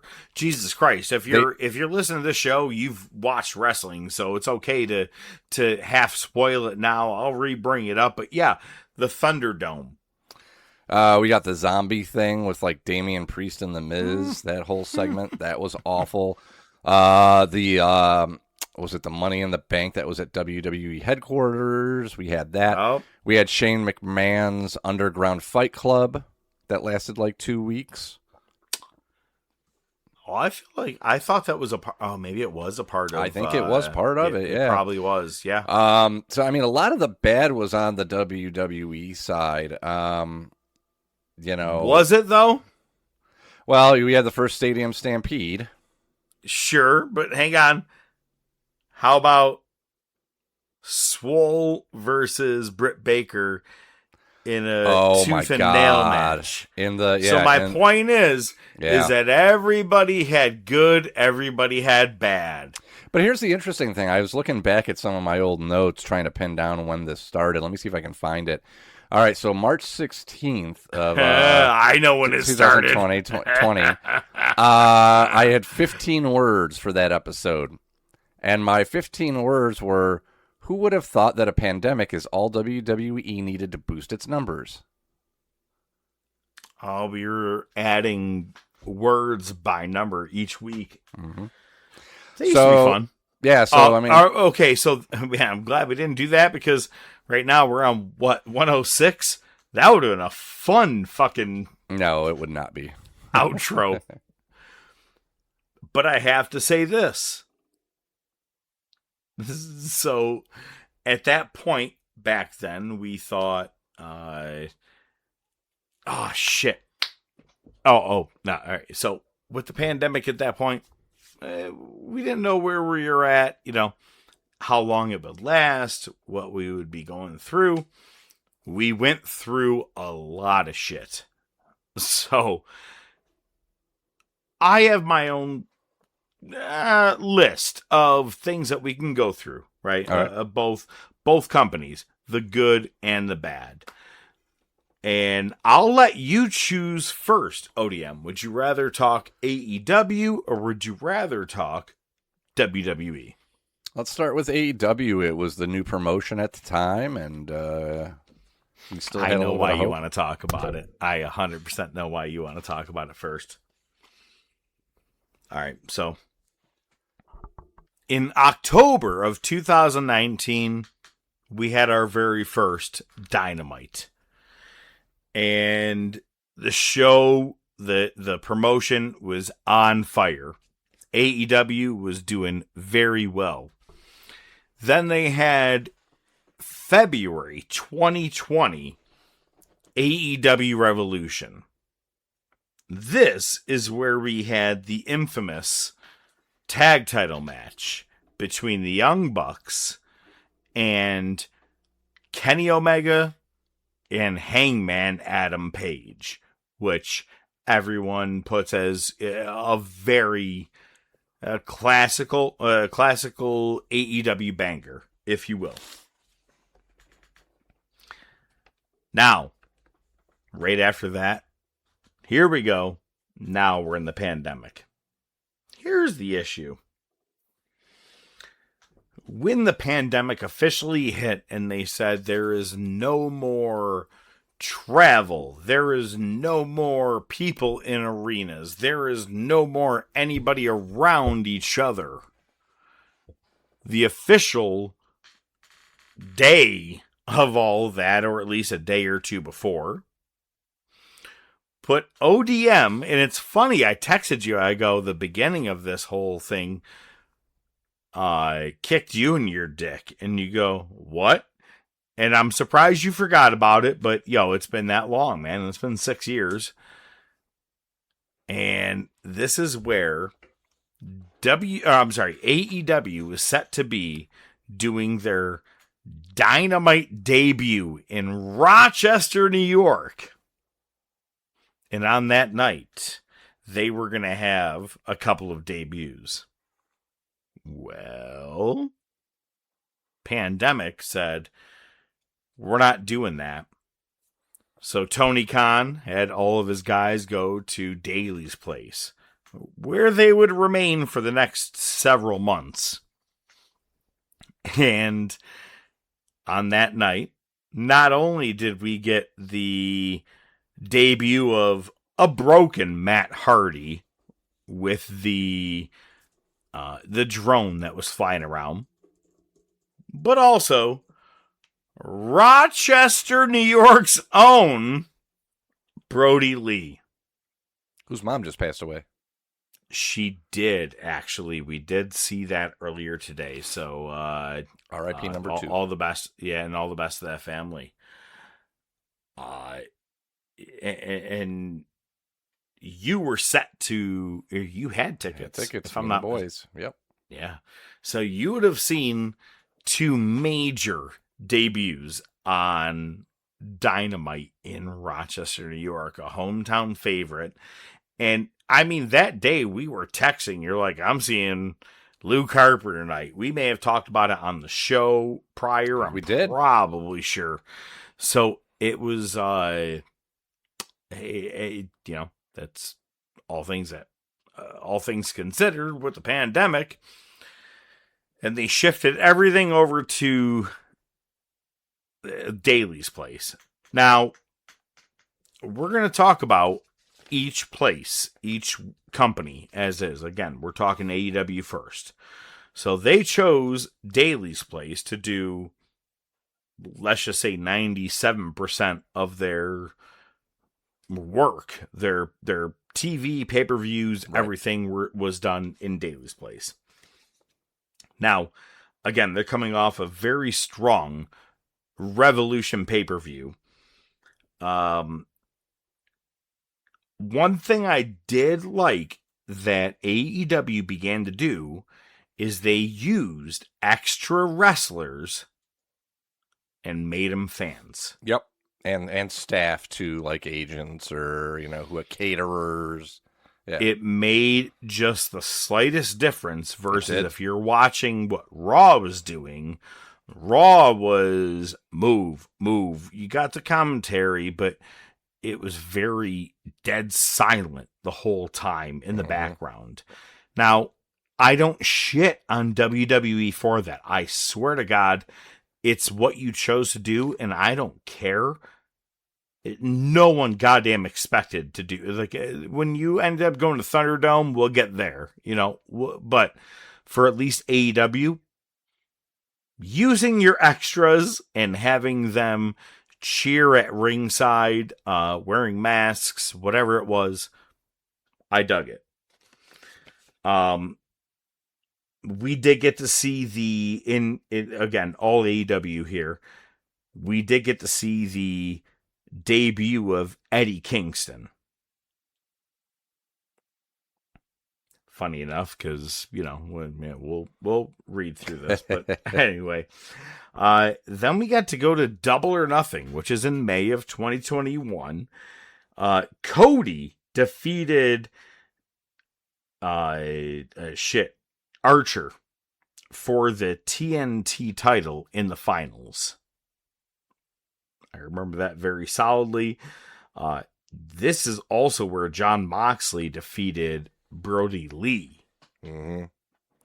And then this is the first ever Stadium Stampede, which had the Elite versus the Inner Circle, which was goddamn funny. I'm not going to lie. It was decent. It was good. They had the right cinematic portions, the drinking setup, the drowning Matt Hardy and making him different versions of what he was. I'll be honest with you, at this point, this sounds so fucking whatever, but I'll be honest with you, I think we all needed that in that moment. We needed to smile because everything was kind of just a very weird dog shit moment going on in life. And you see something as stupid as that, where Matt Hardy's underwater and you see him doing his alter ego signs and shit like that. Those things, when you go back and look at them, you're like, you were working with what you had, and I don't shit on any of them. I praise everybody for what they did during this time. Swear to God. Even if it's bad, and I'm going to tell you if it's bad, but I'm going to praise you on everything you did, because the truth is that you had to get creative without fans. Yeah. None of these people have ever worked empty arena matches. I mean, maybe minus their first days where there was 10 people in a bingo hall. No, but even that doesn't even, you know what I'm saying? Yeah. So that was the first Stadium Stampede. Now, a couple months later, this is where with AEW, this is where we had the tooth and nail match with Big Swole and Britt Baker. Again, I'm going to shit on you if I can, but also praise you. I understand what you were going for, but this was bad. It was as bad as bad gets, almost. Oh, we beat it to shreds when we talked about it on the show. Also, this is the Matt Hardy versus Sammy Guevara Broken Rules match where Christ. Matt Hardy knocked himself out, and they're like, all right, that's the match. We're going to call it a day. But also, this was the mimosa match.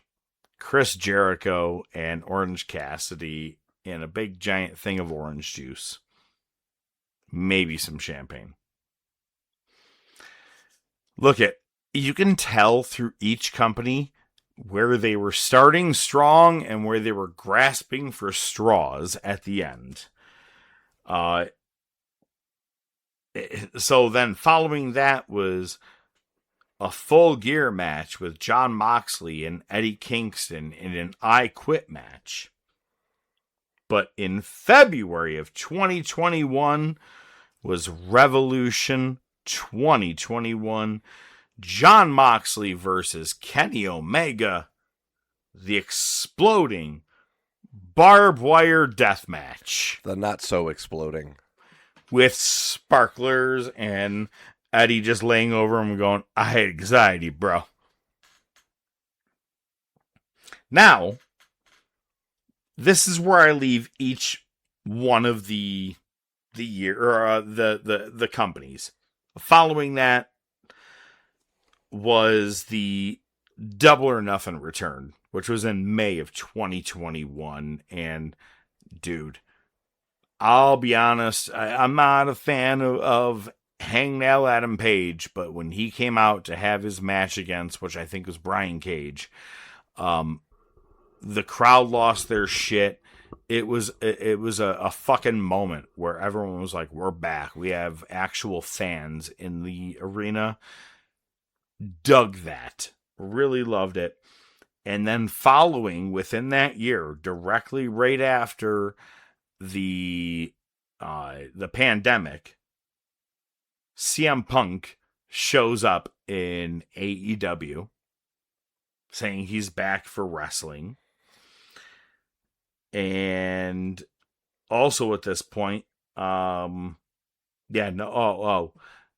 also dealt with MJF and Chris Jericho with their Dinner Debonair. I know. Boo. I know you didn't want to talk about it, man, but I have to bring it up.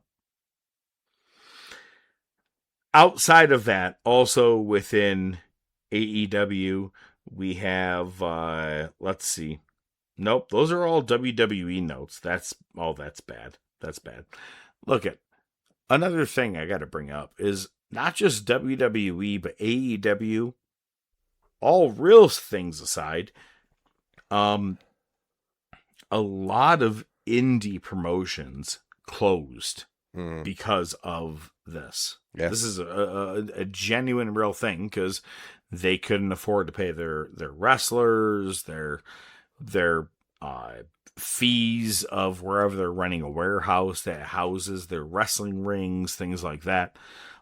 So this pandemic not only affected the big ones, but the little ones as well. And I don't want to say little ones in a bad way. And that's if that sounds shitty, I apologize.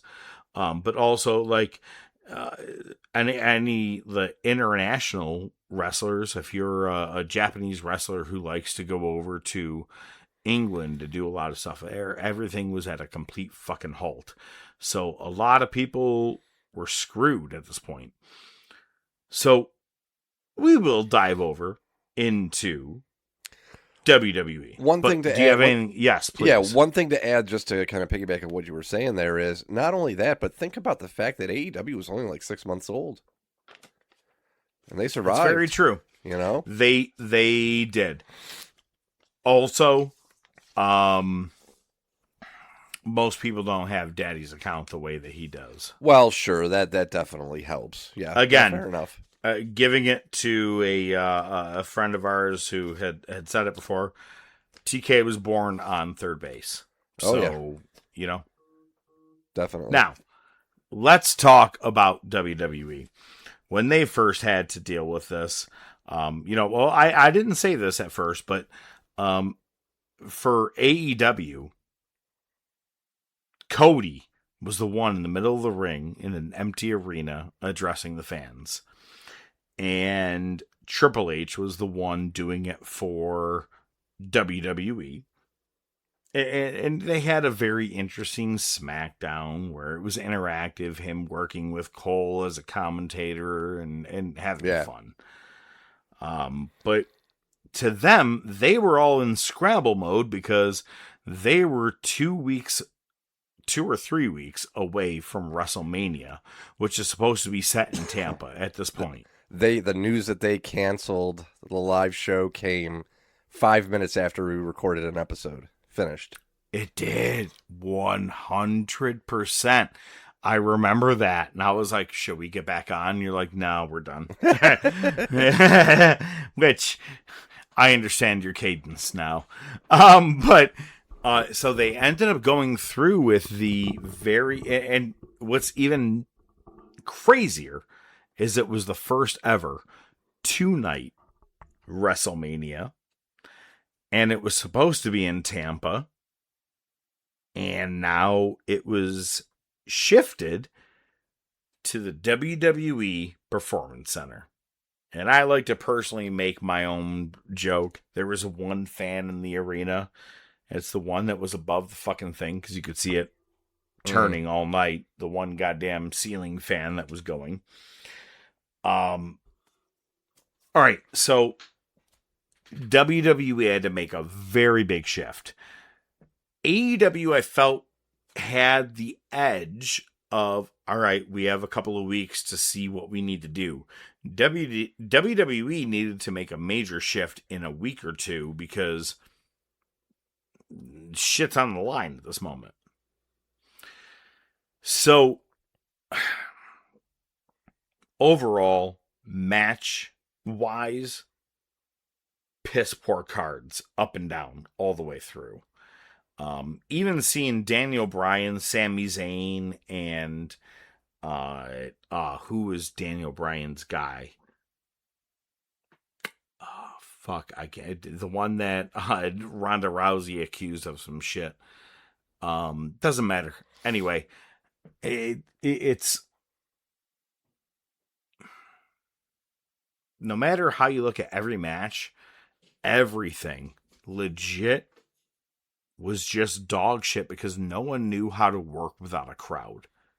None of those people have ever worked without hearing one person's sound. Goldberg was even weirded out in his match against Braun Strowman, if you watch it.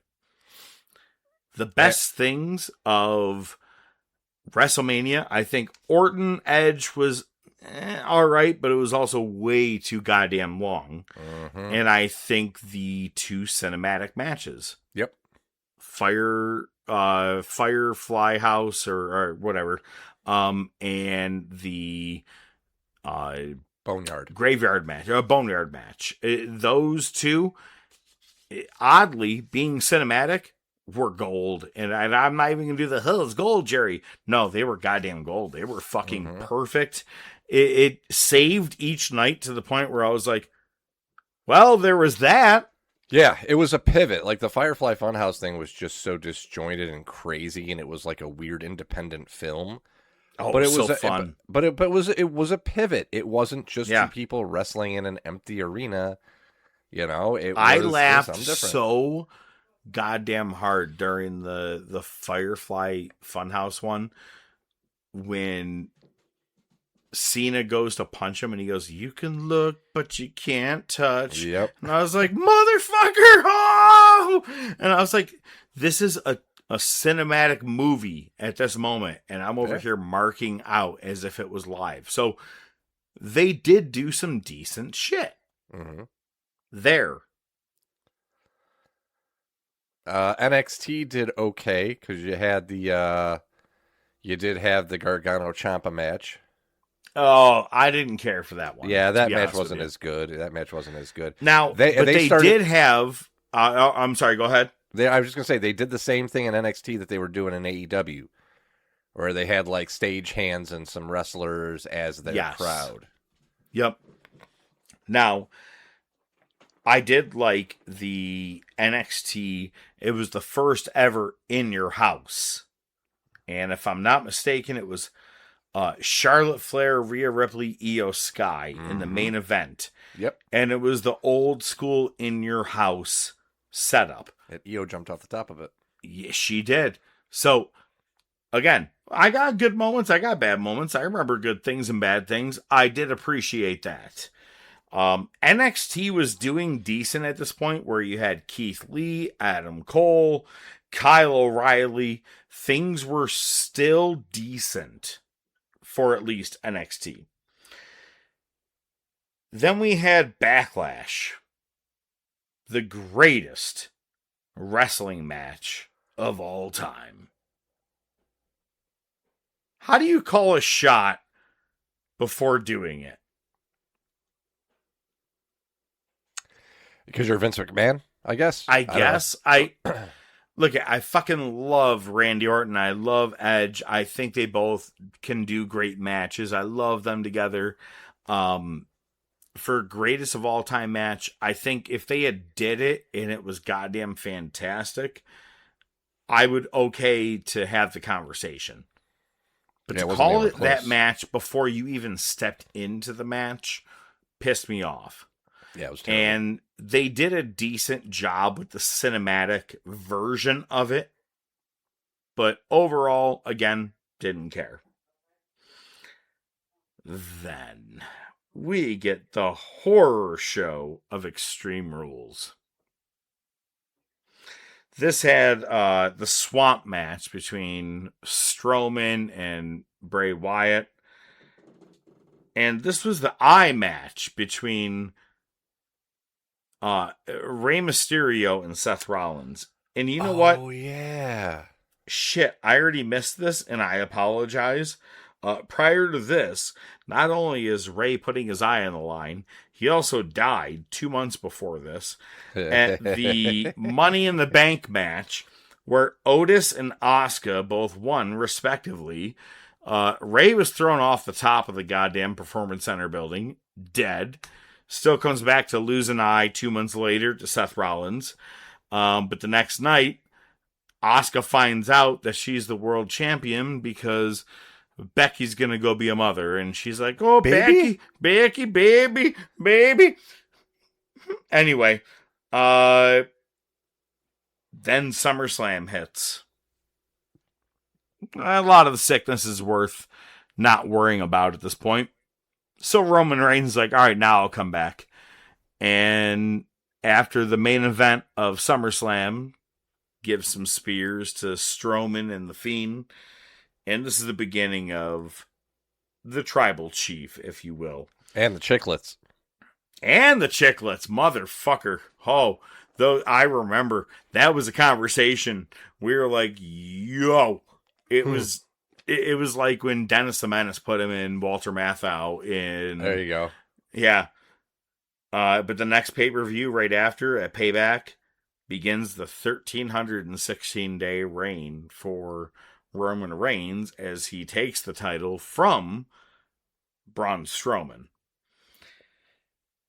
After that, we do begin the Bloodline feud because Jey Uso is starting to fight him. They have the matches at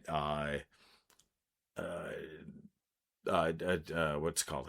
Hell in a Cell and whatever was after that. So we had a couple matches. Then we start to begin the Bloodline, which builds in towards the very first real big match. Well, hang on. Let's back up. First, we get the Royal Rumble with Roman Reigns and Kevin Owens in that arena where... Oh, God. The handcuff scene, which we fucking died at. I want to go back and listen to us cringe at it because it lasted 17 minutes is what it felt like. I was ready to drive over there and fucking help him unlock the key to the goddamn thing. So then after that was the following WrestleMania, where we did end up having, more fans. Everything was back to normal again. Now, going back on this, I have to say, first and foremost, which brand do you think actually presented itself the proper way, kept shit going, moving forward, and not keeping it too hokey, if you will? I think AEW did a really great job. I would put NXT at number 2, and the main roster was dead last. Okay, that's fair.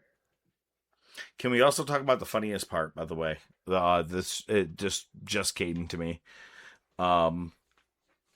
WrestleMania 37, the first time that they're back with full fans in an arena.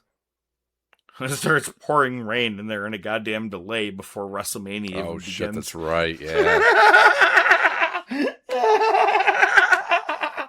The wrestling gods are like, we don't want you to do this. This is horrible.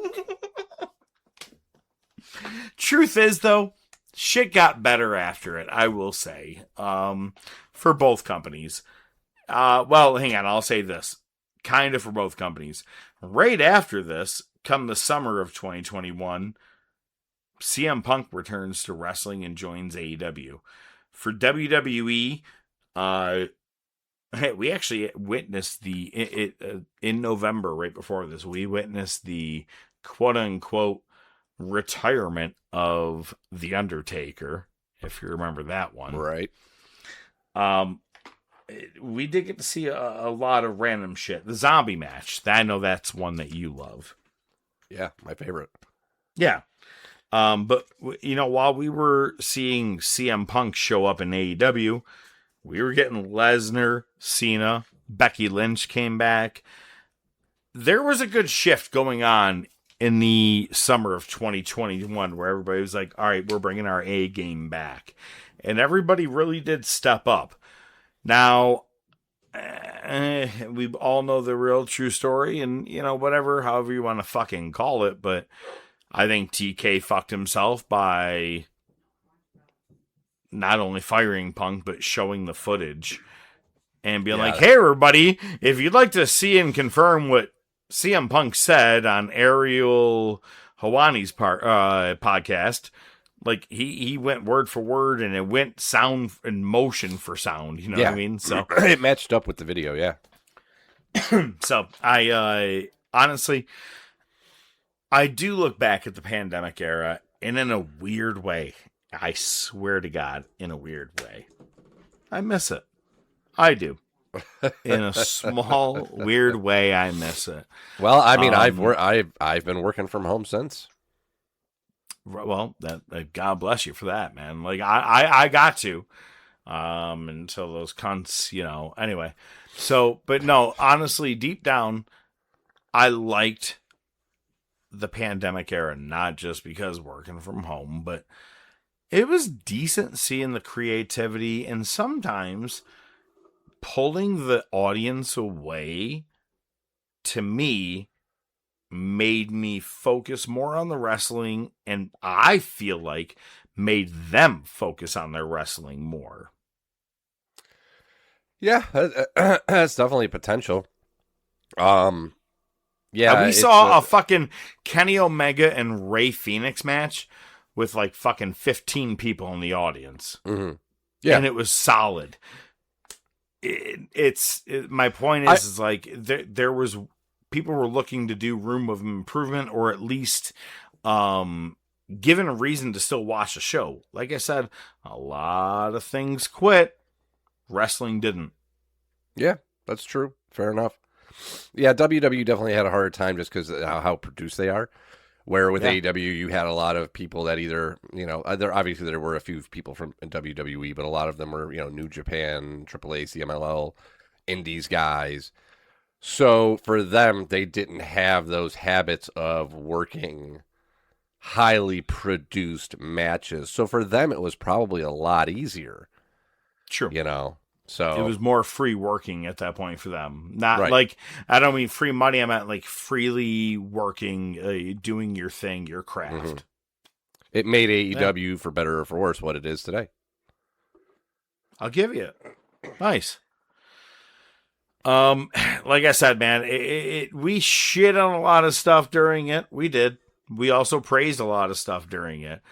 There were some good cinematic matches. We always loved the Darby and Sting versus Brian Cage and one other person. But like we praised a lot of good shit, but also we poo-pooed on the poo-poo. No shortage of that. No. Well, next week we'll be doing the same thing. We'll either give praise or poo-poo on whatever's happening in wrestling, because we'll be back. We're the top of wrestling. I'm the Professor. He's ODM. Next week we're talking whatever happens this weekend in Wembley for All In. We have NXT Heatwave.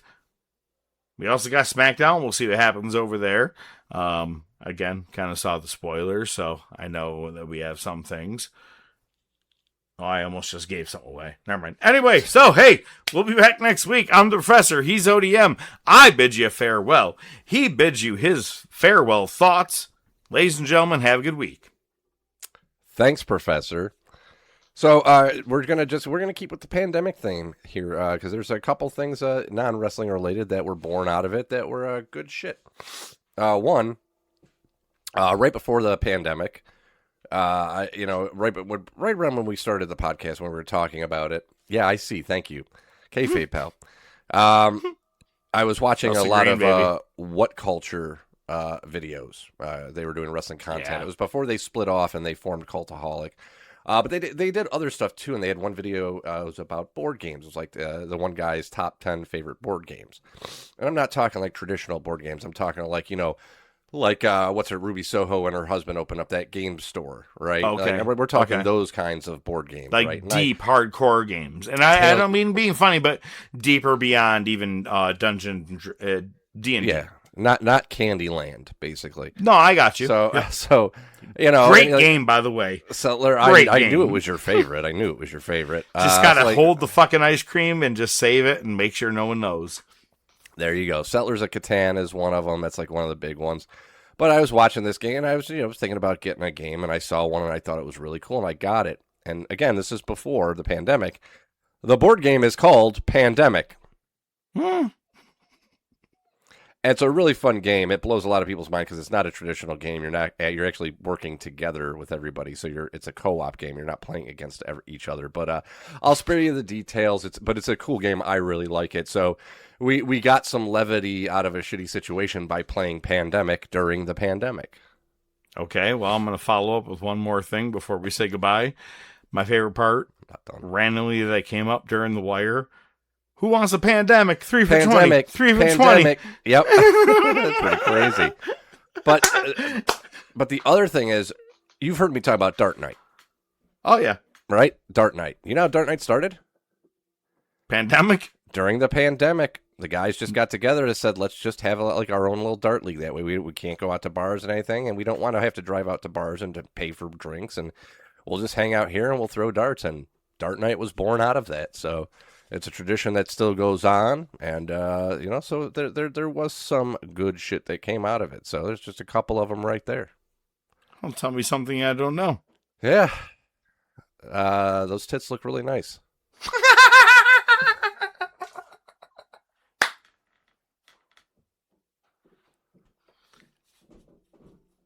Not those ones.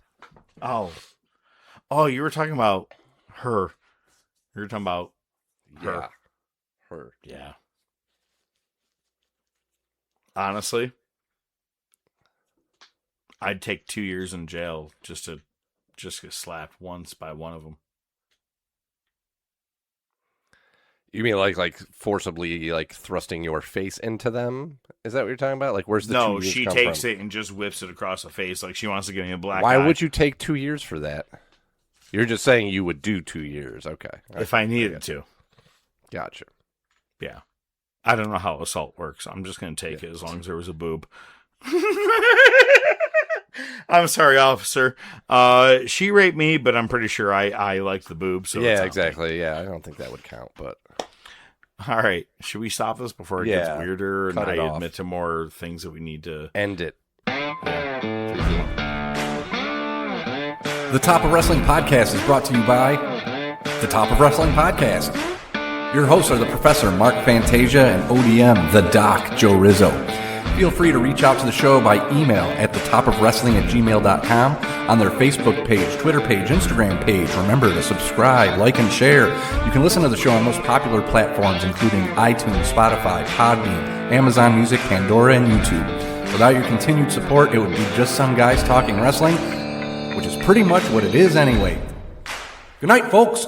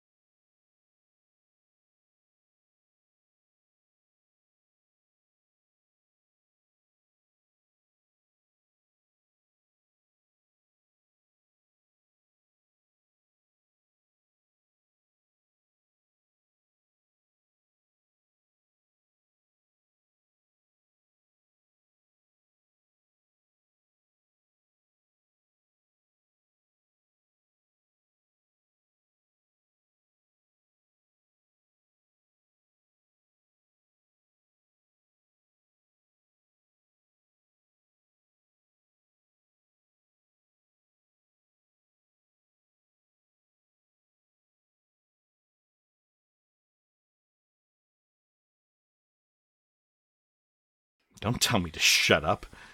You'd probably like it, you big homo. You big homo. Oh, that's it. I've had it.